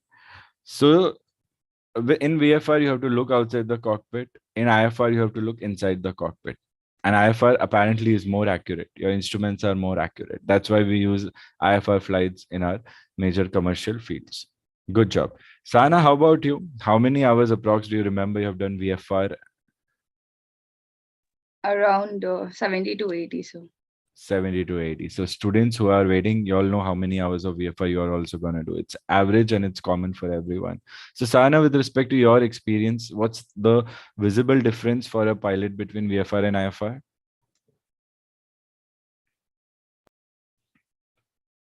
Sana, you're on mute. So in VFR, we usually go for VMC condition, which is like visual meteorological conditions. And we take the reference on the ground, whether it is an aerodrome or whether it is a control tower or anything as such on the ground reference. And for IFR, we usually go for instrument meteorological condition, IMC conditions. And we go through all the instruments that we have inside the cockpit, and with reference to that, we fly the plane in IFR conditions. Very good. Very well said. VFR is ruled by conditions of the environment known as visual meteorological conditions. Whenever visual meteorological conditions exist, only then you can fly VMC. Otherwise, you cannot fly VMC. Okay. Whenever instrument meteorological conditions exist, you can definitely fly IFR, but you cannot fly VMC. So this is one question that comes, that you can fly IFR in VMC or IMC both. Just what are IMC and VMC? Different values of the environment, basically the visibility. What is visibility now? Visibility is termed as RVR, that is runway visual range. It should be up to 5 kilometers minimum on any good day for VFR. Okay. If your visibility is less than 500, but more than 1,500 meters, so 5 kilometers is 5,000 meters, like this. If your visibility is between this, then you can request for a special VFR also. These are rules. Okay. Remember these points. If your visibility is less than 1500 meters, then you will simply cancel VFR departure for the time being till the weather improves. But no matter what, if your visibility is less, this IFR is still possible. If your visibility is less than 1500, even then IFR is still possible. If your visibility is 5 kilometers, still your IFR is possible. So your IFR works everywhere, but VFR will not work unless we have VMC conditions. So you will be given text to read what are VMC conditions and IMC conditions. Okay.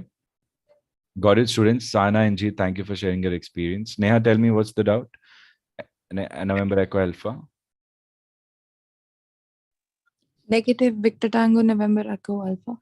Students, Roger, Sajal, RVR and visibility are one and the same thing. So please, can you tell me exactly what is your question? Like RVR stands for runway visual range.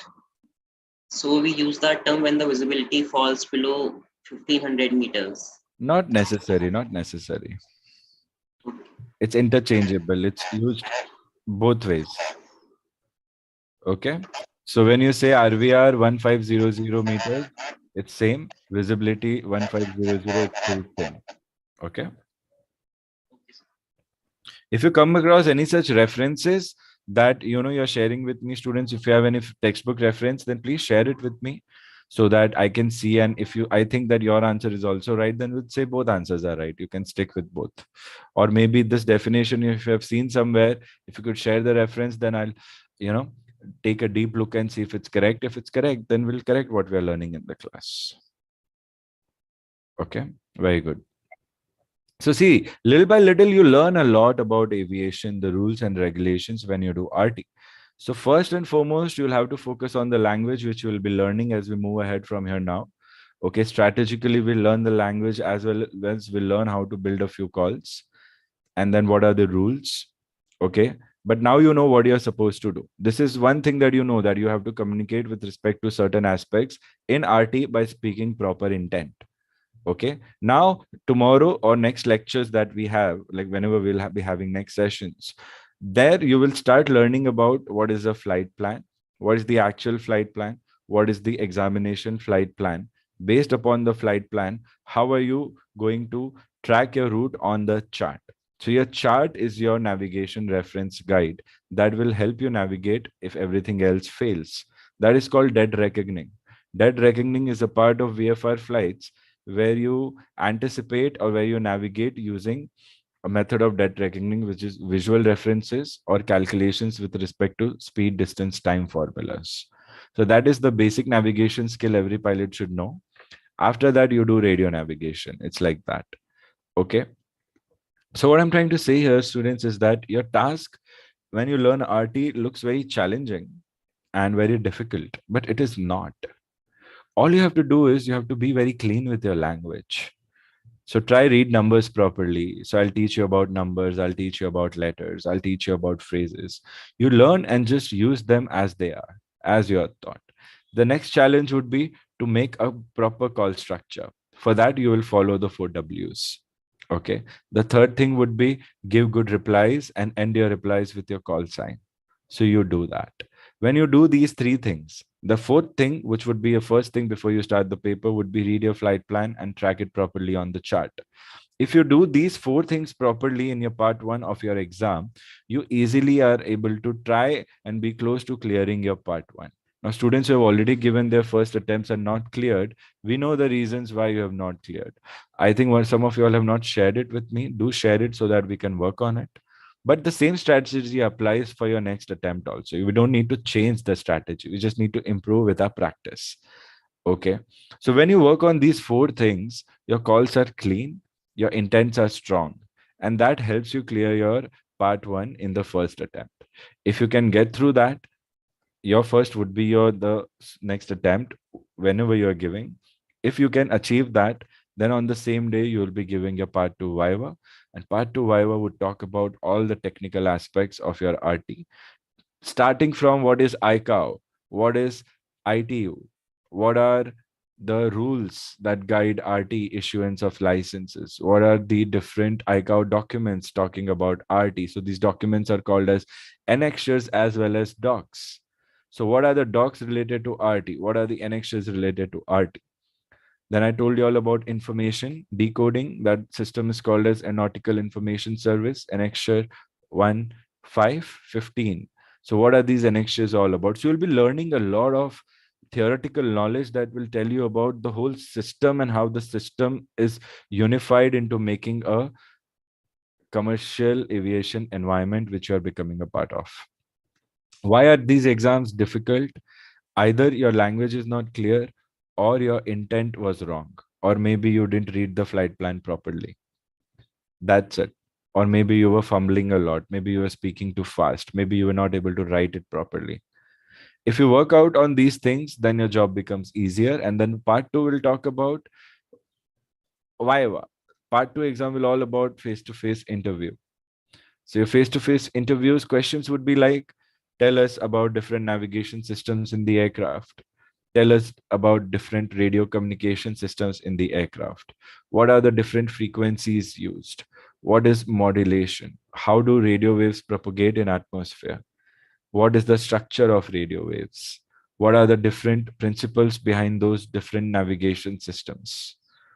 What are different annexures? What do you mean by this definition or that definition? What is RVSM? What are weather deviation procedures? You might right now think, okay, I don't know about these things, but these things are what fundamentals are all about. So when I say fundamentals, these things are fundamentals. That's it. So if we focus on these things, we are set to clear our upcoming attempts. So our first priority would be to crack part 1 by making good calls, having good control over the RT language and the structure and the intent. Our second fundamental to follow would be our ability to understand part 2 based questions and how to give answers with respect to that.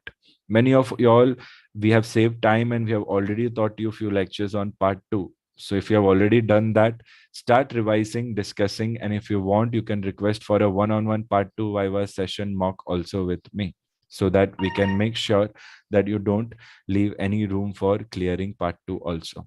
Sujit, Bhavin, Sajal, Sana, even you have done part 2. Jyotsna and Ayush, Likhit, especially y'all, revise strongly your part 2. Also, whenever you get time, as and when you get free, and keep discussing with me whether your ability to give answers is very good or not in your part 2 Viva. Okay. Part 1, we have just begun for many of you all freshers. Students who are not freshers, this is going to be a healthy revision for you initially for a few lectures. I want you to attend and get done with it. Okay. So let's come back to this strategy of calls and say, okay, this situation startup completed. Now discussing with everyone, I know the ideal thing to do after startup would be taxi to the runway, so that after reaching runway, I can request for takeoff. Again, what is taxi? Taxi is operating the engine on ground on its own power. Okay. Operating the aircraft on ground on its own engine power. Operating the aircraft on ground. Moving the aircraft on ground using its own engine power. Okay. I think even Yukti had a disconnection. I think Yukti is not here. And then 16. I'm not sure who all are missing. Many, I think 4 students are gone. I think due to disconnection, or maybe they fell asleep. I don't know. Just kidding. So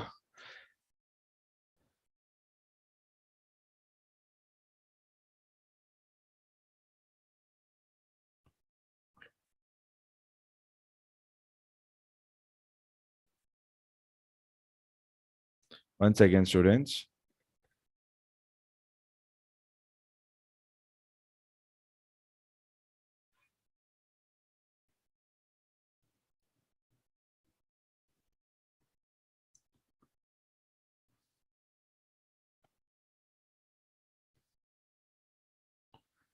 So talking about this, in short, startup completed. In other words, this question would be given to you as request taxi also.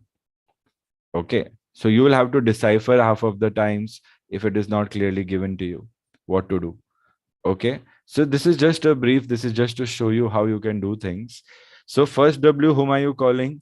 You know you are at Mumbai ground, and ground will handle taxi calls also. So you'll make the call first Mumbai ground. Simple. Whom are you calling? First W. W1, whom are you calling? Mumbai ground. Second W, who you are? Simply write Air India 146. Okay. W3, where are you? You'll simply write stand 2.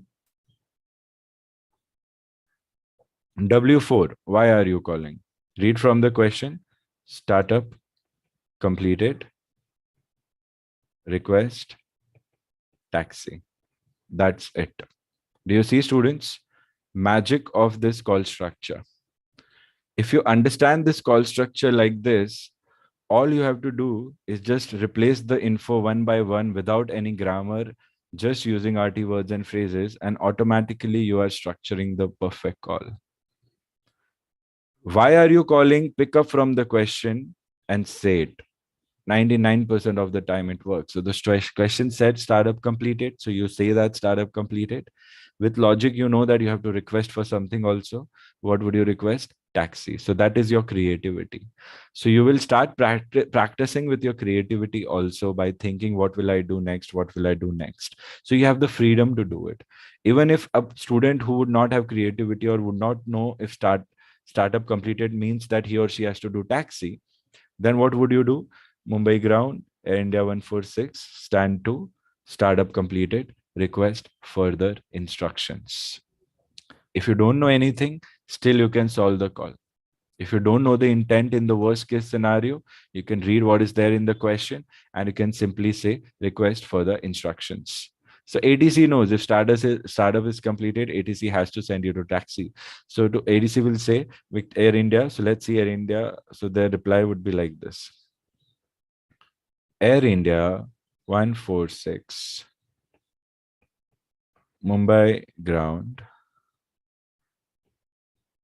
taxi to runway 32 via taxiway Delta 1. Hold short runway 32. Report reaching. RR is a shortcode for report reaching. So this is how ATC will give you the clearance. Even if you would have said request further instructions because you didn't know you had to ask taxi, ATC would have given you taxi. If you directly asked taxi, ATC still would have given you taxi. So these are the tricks and techniques that I'll be giving you all in the worst case scenario possible. But you have to use it. Okay. Sajil, I see that, not Sajil, sorry, Jeet, I would like to have a one-on-one session with you, Jeet. So please drop me a message about your availability. I want to discuss and I want to do it quickly so that you are ready. I don't want to delay it. Okay. So now my job, your final job in your RT exams, okay, I'm just showing you your final job would be to make sure whatever ATC has said, you give a read back and acknowledgement. The final thing in your call, apart from language and intent, if you want to see if there is any third element that has weightage, it would be timely readback and acknowledgement. What is readback? Readback is an important element. It's an important phrase. Okay. I see students sitting 2 hours non-stop is getting tedious for you all, but I'm sure the same wouldn't happen when we are chilling out with friends, right? So please enjoy the session. Please have fun. Don't think it's a burden. Even to those who have been trying for a long time or short time, just enjoy the process and have fun. Okay. You're doing it because it's your passion, right? Nobody's forcing you to do it. So don't forget it. Okay. And enjoy these sessions. So one of the phrases that you can add in the list of these phrases would be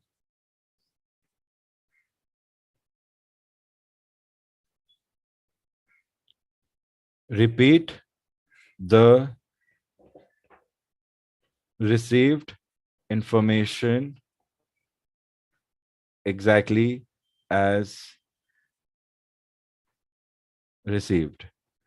So if I have to repeat the information or instruction as received exactly, I use the phrase called read back. If ATC asks you to read back, then you give a read back. Otherwise, by default, also you have to give a read back. So your next challenge after making the first calls and declaring your intention request, after that, your next challenge in the same question or call would be to give a read back and acknowledgement. Acknowledgement means let me know if you have received and understood my message. So that is another phrase that you can write here. In normal words, it means please let me know if you have received and understood my message.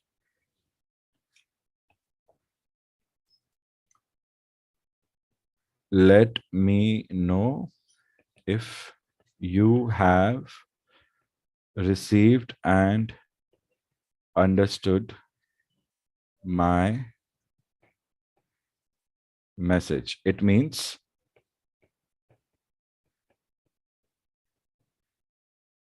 acknowledge. And what is the reply of acknowledge? We don't have space here. Where do I write it? We'll write here in red.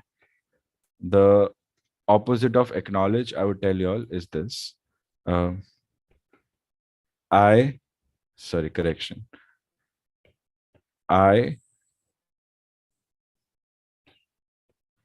have received and understood your message.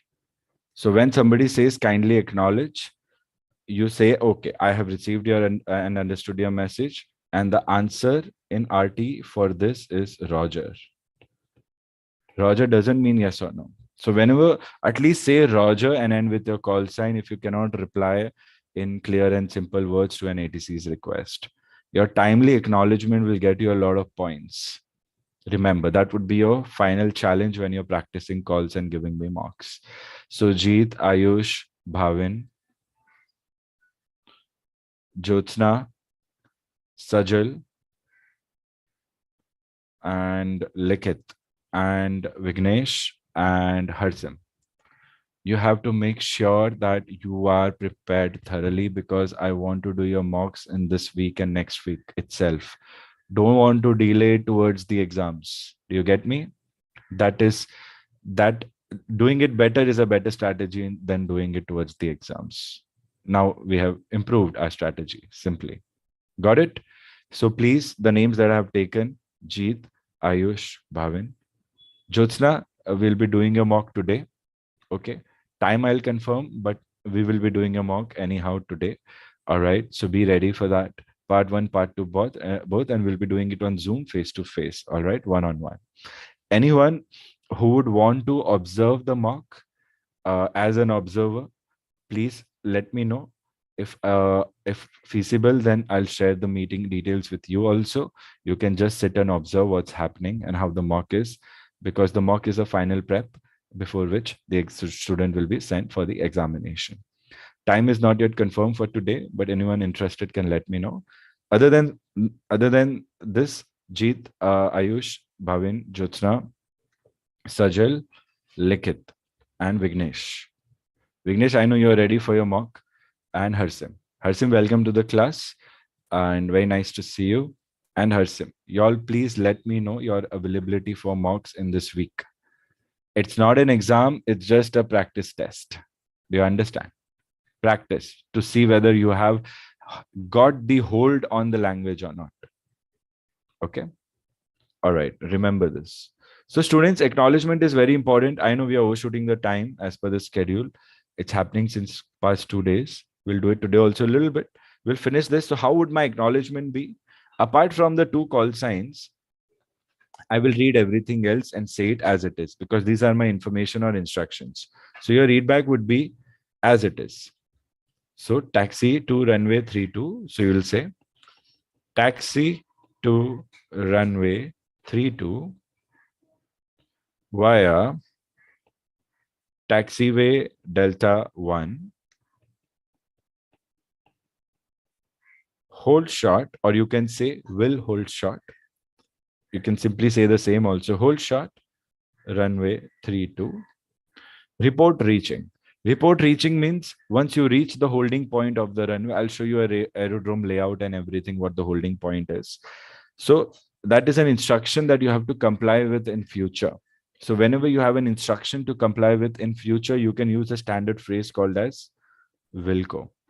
Here the Wilco means will report reaching runway holding short, runway holding point, runway 27, like this. Wilco means report reaching. So the more phrases you use, the better it is. So your reply would be taxi to runway 32 via taxiway Delta 1, hold short runway 32, Wilco, and then end with a call sign, Air India 146. And here, if the ATC is satisfied with your performance, ATC will say, go to next question in your examination, and then you'll jump on to the next question. But more about question paper pattern and flight plans in near future. Right now, your ultimate task is to first make a call using the language and intent. Second task is to listen and write carefully what ATC is saying. And the third task would be to give a timely acknowledgement or a readback within 5 seconds. The required time for acknowledgement by ITU is 10 seconds. We practice with 5 seconds. So we have a buffer of 5 seconds in the examination. So for you, you have to make sure you reply within 5 seconds of my ATC calls getting over. Are you getting it, students? So these would be what you would be doing overall ultimately. So what I'm showing you today is what you have to do ultimately. This would be embedded with a lot of strategies. You need to practice, you need to attend lectures, you need to discuss your doubts with me. Otherwise, the strategy of you clearing your RT will not work. Even then, when you follow the strategy, you see when you go to the exam, there would be some unforeseen errors because of which you will be unable to clear. That happens with good students also. Sometimes good students are overconfident and nicely confident, also self-dependent, thinking, I can do it, it's easy. But understand, RT, do it with me or one of your friends who is good, at least that. But you have to practice it with someone. When I am giving you training, please practice it with me. So Jeet, I have seen that we could not practice much. And one thing I would say that please meet me if you cannot do it online, as we are in the same city. Get it done with now. No more delay, no more this and that time, this and that. If you're free, sir, I'm free for 2 days, then I'll be busy. Let's get it done within those 2 days. Yeah, where are you? Okay, I'll come at this time. Are you free? Let's do it.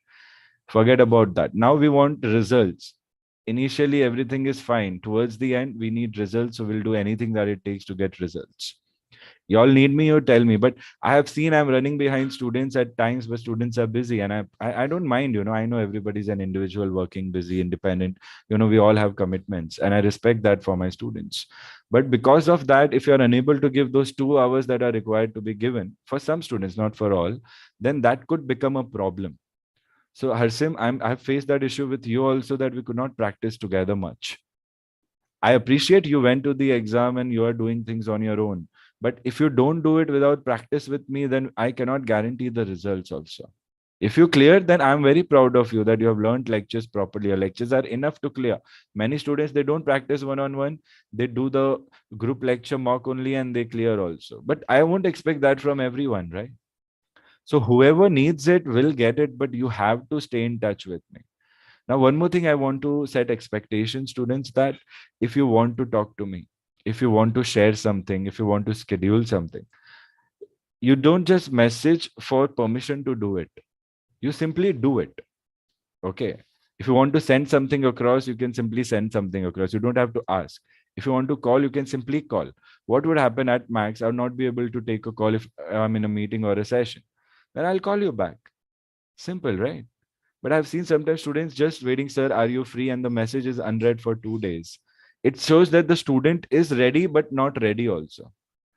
If the student is ready, then the student, if he or she is not able to reach, then they will call again and again, right? Or email or reach out through IG or something else that, yeah, sir, I'm trying to get in touch with you. Can we just get done with my mock half an hour, 1 hour? So that difference in approach would really bring a lot of results for you. If you become proactive, especially with RT and navigation regulation, subjects like these. Okay. So just do that. A lot of students are proactive. My responses are slow. Some students, you are not proactive. And I have to run behind you. And still I'm not getting attention. So that is the gap. If we are looking for gap, why we have failed, then that is the only gap, nothing else. So please sit with me, even if you have attended all lectures online, offline, and prove it to me that all that you have studied is right. If you prove it to me, then I'll have a guarantee that, yeah, you have better chances of clearing. It doesn't mean I don't trust you. I trust you, but when you don't get results, it means something somewhere was flawed. So why were we not able to fix it before going to the exam? Are you getting me, students? So my idea is to make sure whatever mistakes you'll be making in the exam, we try to make those mistakes before you go to the exam so that we work on those mistakes. So how do you make sure you make those mistakes? By doing practice sessions with me. Okay. So now Vignesh is behind my back since 2 weeks or 3 weeks. And although he's a fresher behind my back for mock sessions, I like that passion. Okay. Now this Shubhankar also, yesterday he attended his first lecture, second lecture, I guess. And he was like, sir, I have confusion. I want a one-on-one session. Now it's too soon for him to demand one-on-one, but I like the proactive nature that he's saying, sir, one-on-one bhi kara do meko, because it's available for you, right? So you can ask for it. It's not a extra task. Some good students are like, why to trouble sir? Sir is so nice. Sir is so hardworking. Yeah, all that goes beyond this. but still your one-on-one is included with your training at no extra cost. So make sure you're ready and you do it with me anyhow. If I'm not available, then kidnap me and take me with you. You should be like that, students. Jeet, are you listening?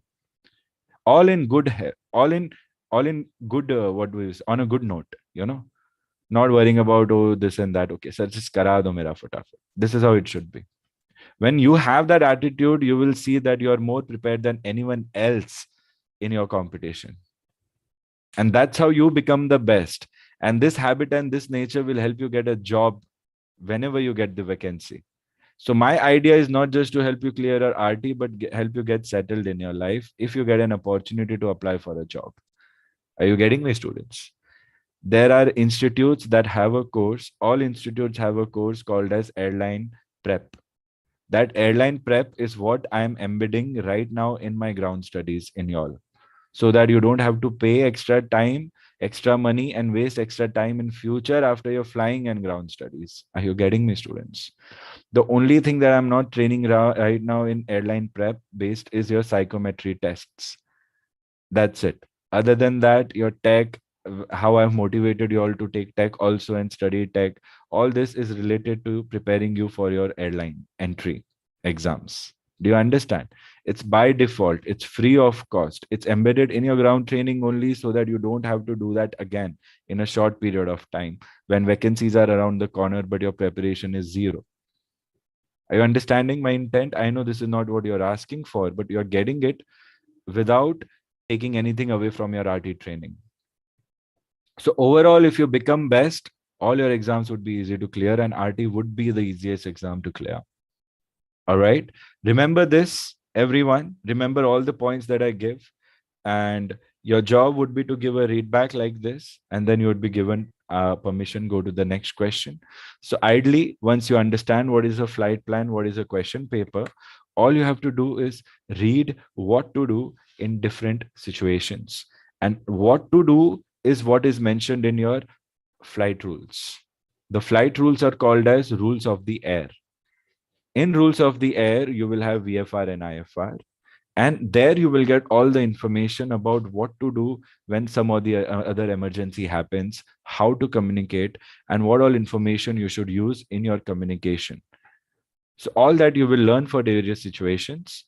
Along with that, you'll also learn the jargons, the language, the phrases, the words. And then you will see a combination of all of that will help you take good calls. And that is what your part 1 is all about. And to do all this, you will get 25 minutes in the examination. It's more than enough. A real pilot flying from Mumbai to Delhi, if you calculate the total time of the ATC communication, it doesn't go beyond 3 to 4 minutes. Total.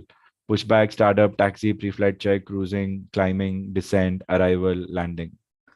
Total doesn't go on an average more than 3 to 4 to 5, 6 minutes at max. Why? Because they don't even have to write. Plus, they speak very fast and they're very informal also at times. You don't be informal, you don't speak fast. So your time from 3 can go to 8 minutes. 3 to 4 minutes to it can go to 8 minutes. Plus, you have to write, so it becomes much more slower. So you will also write it. So for you, the time can go from 8 to 15 or 16 minutes. So what I'm trying to say is 15 to 16 minutes are more than enough to complete the paper. It is that easy. So 25 minutes is more than enough. So you are welcome to use the entire 25 minutes.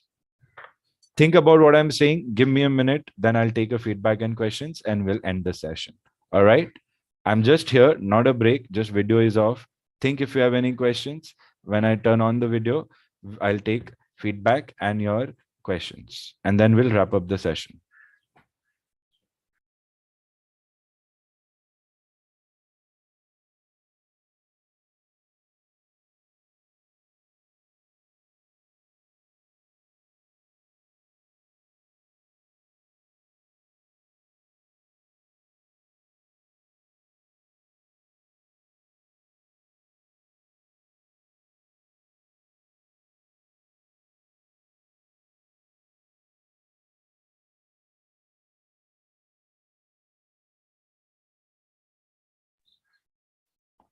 All right, students. So that's it for you now.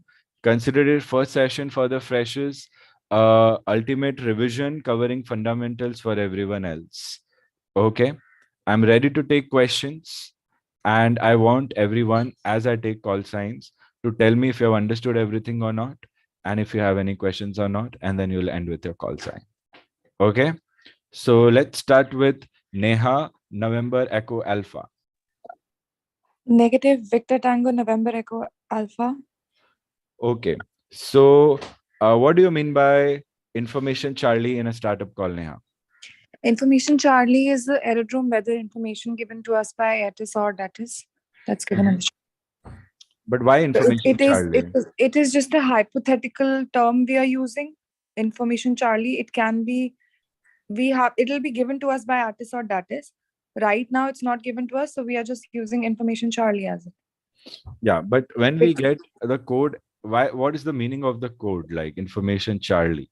Why am I giving information Charlie only in my ATC, to my ATC? So the answer to this is that in my startup call, when I say the code of the DATIS information, the ATC will verify if the current weather information as transmitted. So ATC will control the DATIS. As transmitted is the same code. If the code matches, information Charlie is transmitted and pilot has also taken information Charlie, it means all is good. But if, like Neha has taken information Charlie from ATIS, but ATC checks that the present information transmitted would be after Charlie, what would come? After C comes D. So it would be delta.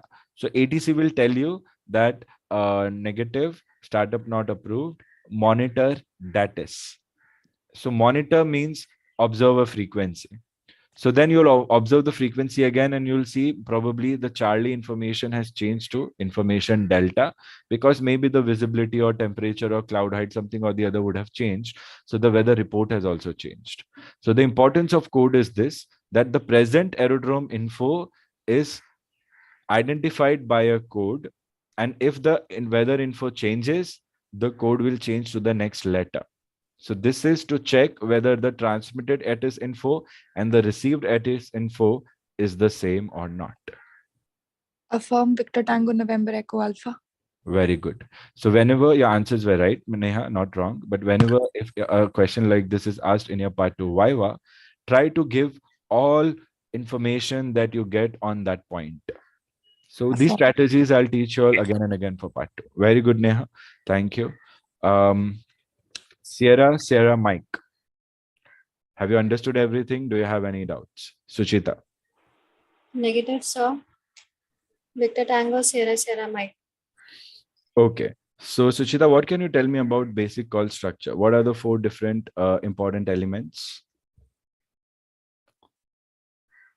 So, sir, there are 4 basic questions which we have to ask for to proceed. So the first is who are we calling to? The second is who are we? And the third is why are we, where are we, and why are we calling? Very good. Correct. 4 questions, 4 W's will help you make a proper call no matter what situation. Well said, Suchita. Victor Tango, Mike, Victor Romeo. Have you understood? Do you have any questions? Manveer. Negative, sir. Victor Tango, Mike, Victor Romeo. Manveer, you've started with flying, right? How many hours? Sir, till now I haven't started with flying, because here first they go up with few ground sessions and after that they start flying. Did you get the information what I was talking about yesterday, RT? Yeah, yes, sir. Yes, I got it. Actually, for this week, the flying club where I am, it is closed. But after this week, I'll just go there and I'll surely ask them about this. So they didn't tell you whether basic? No. Yeah. They given me the schedule in which they have told me about ROC. They call it as ROC. Yes, the radio operator certificate. Yes. Yes. So you cannot be oblivious to such important information, Manveer, when you're doing a course practically. This is what I wanted you to check. Because what did you tell me? You were saying, sir, I don't need an RT. That is wrong information. You need to be very well aware. So this is called situational awareness. Okay, you Okay, are sir. a fresher, you are a beginner, it's not your fault. Okay, because you will be only knowing things that people are telling you, but people will tell you half things, and even if they tell you full things, we cannot expect a fresher to understand everything immediately. You need getting used to the fundamentals. So earlier you didn't know, but now finally you know. Yeah, radio operator certificate, ROC. Yes, you will have an exam. That exam in Canada is very easy, so you don't feel like it's an RT exam. It would be a very easy exam. They will give you a brief training, and they'll take a test, and if you clear, you will be given an ROC. That ROC you'll be able to get converted directly to an Indian license. If that ROC is coming under the Commonwealth country, that can be directly converted into Indian RT license. Are you getting me? Yes. So this Yes. information you need to know. Okay, so be careful and make sure you start with your research, and make sure redo everything and get to know everything about your course when you're beginning. Don't be an Sure. alien or a stranger. If you're confused anywhere, you discuss with me. Sure, sir. I will. Because there is a best way to go about things wherever you are at a stage, during flying, pre-flying, after flying. You all discuss the best strategies with me, students, so that you can take the best decisions. Very good. ROC is what I was looking for. Now you have complete information. Yes, sir, my Yes. ROC is scheduled, and I think my flying will start after my ROC only, because your flying will not start without an RT. In India, you get an FRTOL, which is also a basic small exam. It's like baby RT exam. You don't need to go anywhere. Examiners come, they take a basic exam, basic RT fundamentals, readability scale, ABCs, basic calls like startup, pushback, taxi, takeoff, descent. They will teach, and if you get an FRTL only, then you can start with your first hour of flying. By the time you complete your CPL, in order to get the valid CPL, you need an Indian RT. So that's the whole relationship. So to start flying, you also need an RT. So people who are clearing RT before going for flying, you won't have to give FRTL or other things in India, because you'll already have an RT. Going abroad, all the exams for RT would be very easy. So that's the best way to clear RT and go before you go anywhere else. That's what I'm trying to tell you all. Anyway, good job, Manvir. Good research. So very nice, students. Jyotsna, understood everything. Any doubts? Sir, understood everything. Negative doubt. Very good. So Jyotsna, how do we report time in aviation? So we report time in aviation in UTC. A 24-hour format. 24-hour format. Report time in a 24-hour format, and we follow UTC time. We follow UTC time, but format is 4-digit format, 24-hour format. Okay? Affirm and end with your call sign. Very good. Ayush, feedback, doubts quickly. Negative doubt. Victor Tango. So, what are the 3 important elements in your part 1? Proper read numbers. Proper read phrases. Do not fumble. So, proper read words and phrases would be language. So, 3 important elements would be language, intention, and read back or acknowledgement. That is what I'm looking for, okay? Right now. So I've shared that on the screen also. 3 important aspects: language, intentions. Language will have everything, protocols, phrases, everything. Intentions, what to do, how you will learn eventually as you discuss all situations. Then 5 seconds, read back or acknowledgement, very important. Those are the 3 basic elements. Whatever points you are giving are in language. Okay, Ayush, they are not wrong, they are right. Remember everyone. Okay. Jeet, any questions? Have you understood? Oh, yes, it was nice revising the fundamentals, and I don't have any questions as of now. Then why are you so serious? Arey, I was trying to match your voice. Why are you so serious? I'm not, sir. Not happy to study? I am, sir. Then why generally you're very happy. What happened? Are you upset? No. You can tell me honestly, like, sir, I'll tell you later. No, sir, I'm not. Yeah, then have that energy. Na? You're one of the most vibrant students in class. Yes, Come on. sir. Yeah, very nice. Good to see that smile. Students, remember, as a student, I have been taught this, but I've not been that lucky to have that great instructors for a long time. I've had great instructors for a short time. but you all have, for as long as you all need, a good instructor. I won't say great. What I'm trying to say is that it's important that you smile when you're learning. Trust me. Whether you fake it or you mean it, it works wonders in your learning capacities and capabilities. Okay. So remember that. Very good, Jeet. Sahana, doubts, questions? Have you understood everything? Affirm, sir. Understood. Actually, sir, I have doubt on this registration and marking. Are these two things different, like aircraft registration and marking?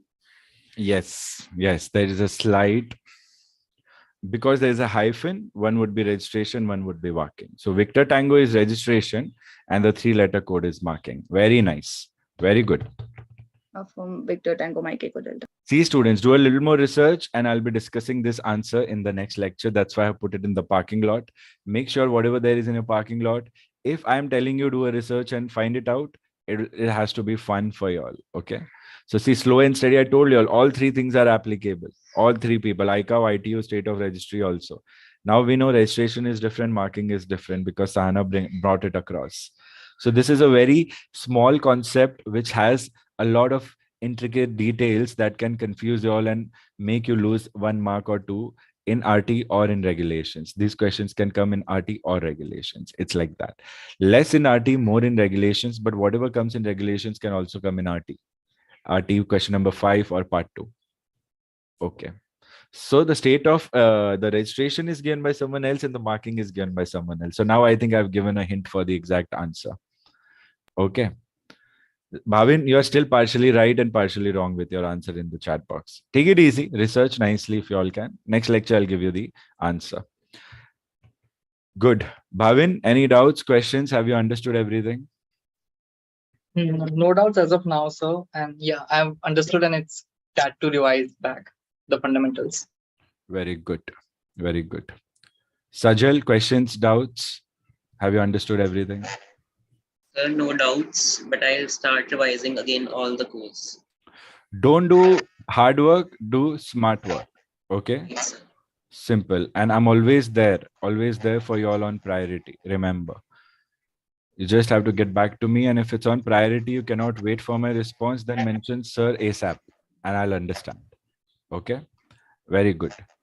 Affirm, Good. sir. Victor Tango Sierra Juliet Lima. Very nice. Gulshan, have you understood? Do you have any questions? Negative, sir. Victor Tango Gold Sierra November. No doubts. Students, try to see the call sign should be the last thing that you say. With practice, you will get there. No problem. Very good, Gulshan. Gulshan, what are the different air traffic controllers we saw across Mumbai?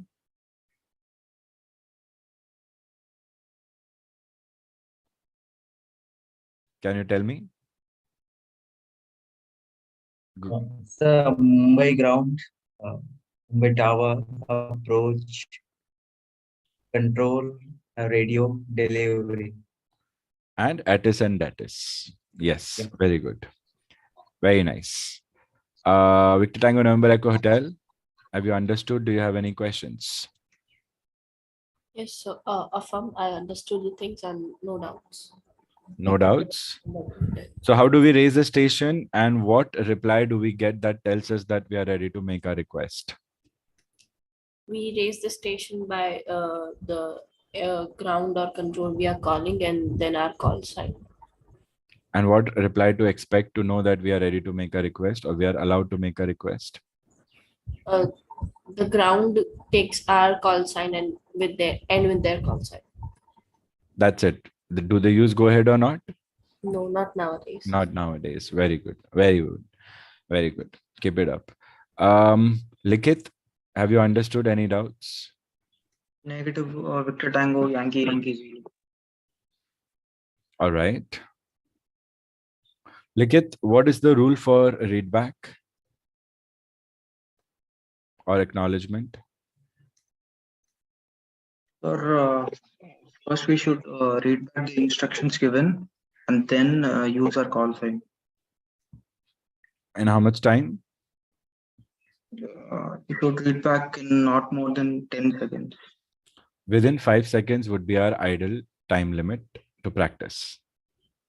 Read back of all important all information and instruction given to you, acknowledge of any task or any instruction given to you, and then end with your call sign. Start your read back or acknowledgement within 5 seconds of ATC finishing his or her call.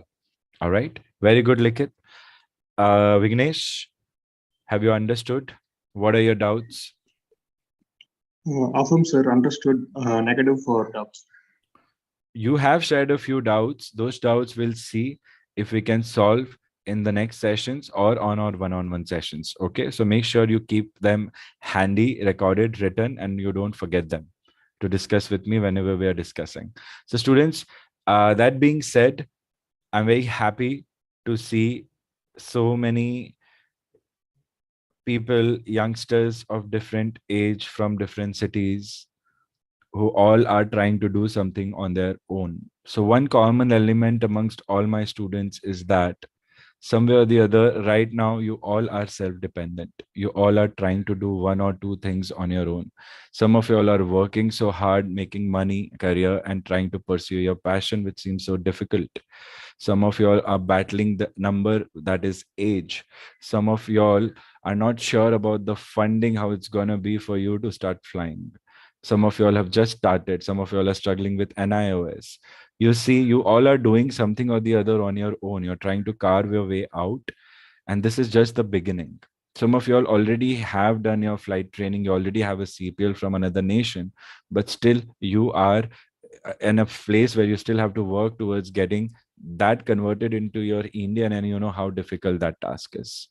So what I'm trying to say is that don't feel that you are alone anymore, because together we all are together. We all are very dedicated, you know. It's not just Jeet or Ayush or Bhavin. It's even Mahavir and Gulshan and Suchita who have joined us newly, you know, and Sahana, who's very dedicated. So I only take like-minded people. Okay, this is why I do the demos and all, and offer scholarships also, so that you know that I can see what kind of students would be the ideal students for me also, and who would really be able to connect with me. You know, there are many students who will not be able to connect with me, and I understand if the connect is not there, then the training the way we are conducting will not be impacted, because those students are basically looking for a 3 month or 2 month or 15-day classroom training, not for a connect, or not long term on basis of knowledge and understanding.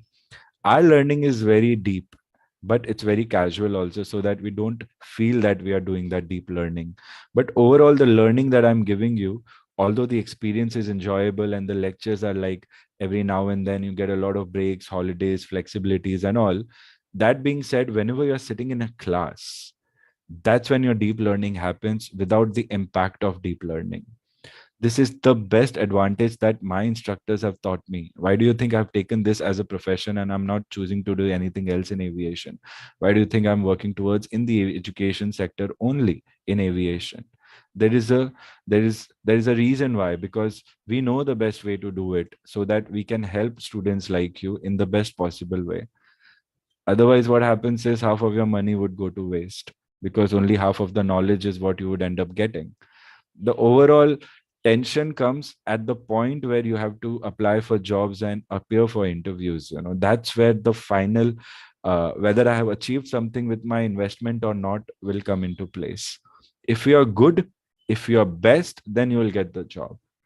So how do you be best then? You be best then after 2 years, 1 years, by practicing and preparing now. So keep that in your head. Your one failure, two failures, three failures now are not going to determine how your career is going to be. How soon do you compromise by working on those failures and turning those failures into successes? That is what is going to determine. The next thing would be knowledge, realistic knowledge. And that knowledge first we learn through papers, that is books, that is classroom training. And the same knowledge you execute in your real life when you do flight training, when you do operations. So please make sure that RT is going to make you situationally aware about everything that you're going to do. If you can master RT, you become a very confident individual in aviation. And everything else that you do, be it ground studies, be it job, be it type rating, wherever you are after CPL, before CPL, during CPL, your perspective and your maturity level would increase automatically. This is what I am including in my training and my instructions. It's up to you whether you want to do it or not. I will not force it on you. I will not shout. I will not knock on your head with a hammer and try to feed data in. I'll make sure I talk nicely to you, tell you this is what I'm going to do, and try to do it.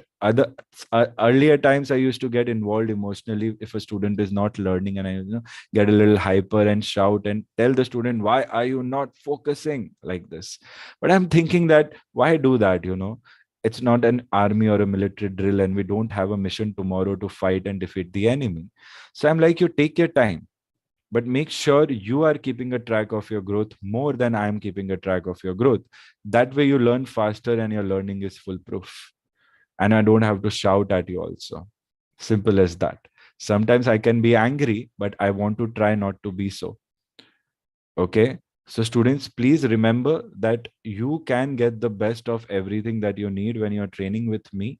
Take it, use it, be the best, and move ahead in your life. It's a short-term relationship that we are going to have. Have that connect, and that connect will really help you learn things in a much better way. There are some students who solve their doubts with me at 1 a.m., 2 a.m. in the night also.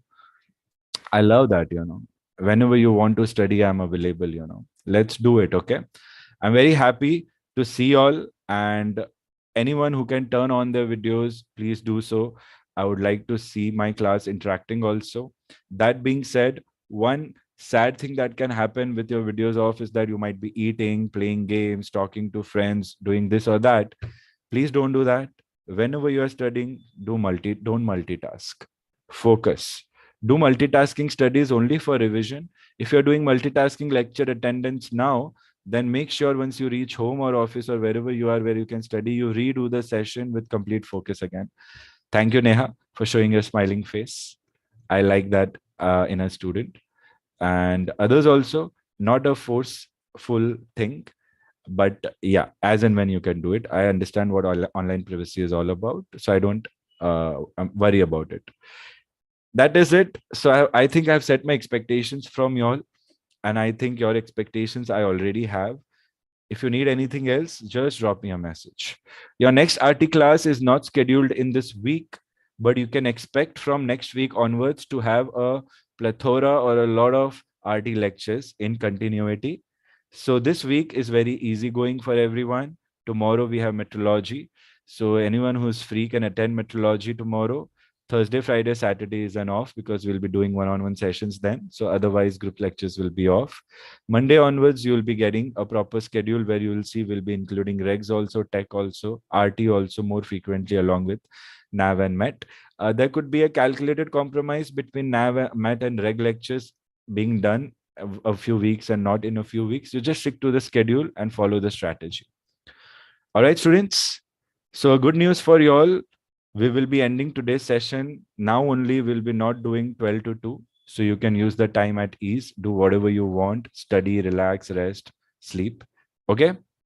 I'll see you when I see you next. All right, students? Thank you. Okay, Neha? Thank you. You're welcome. Jeet, Ayush, Yes, Sushita, sir. Jyotsna, Bhavin, Mahavir, Sahana. Sahana, I like your call sign. It's very different from your name. And Yes, this guy Medvedev is very much in news these days. So you remind me of that guy. Very nice. Neha and Neha, it's going to be a challenge. We have Vignesh and Vignesh also. The other Vignesh has not joined. Gulshan, very nice. Sajal, Likit, Raga, Vignesh, not Raga, Vignesh. Take care, everyone, and I'll see you in the next lecture. Okay? Thank you, sir. Bye, Thank you, everyone. sir. Yes, sir. Thank Thank you. you. Thank you, sir. Thank you, sir. Have a nice day. Thank you, sir. Thank you, sir. Manvir, yes. Drop me a message on WhatsApp, Manvir. Okay, sir. I got it. Sana will check your answer to next session if it's correct or not. Affirm, sir.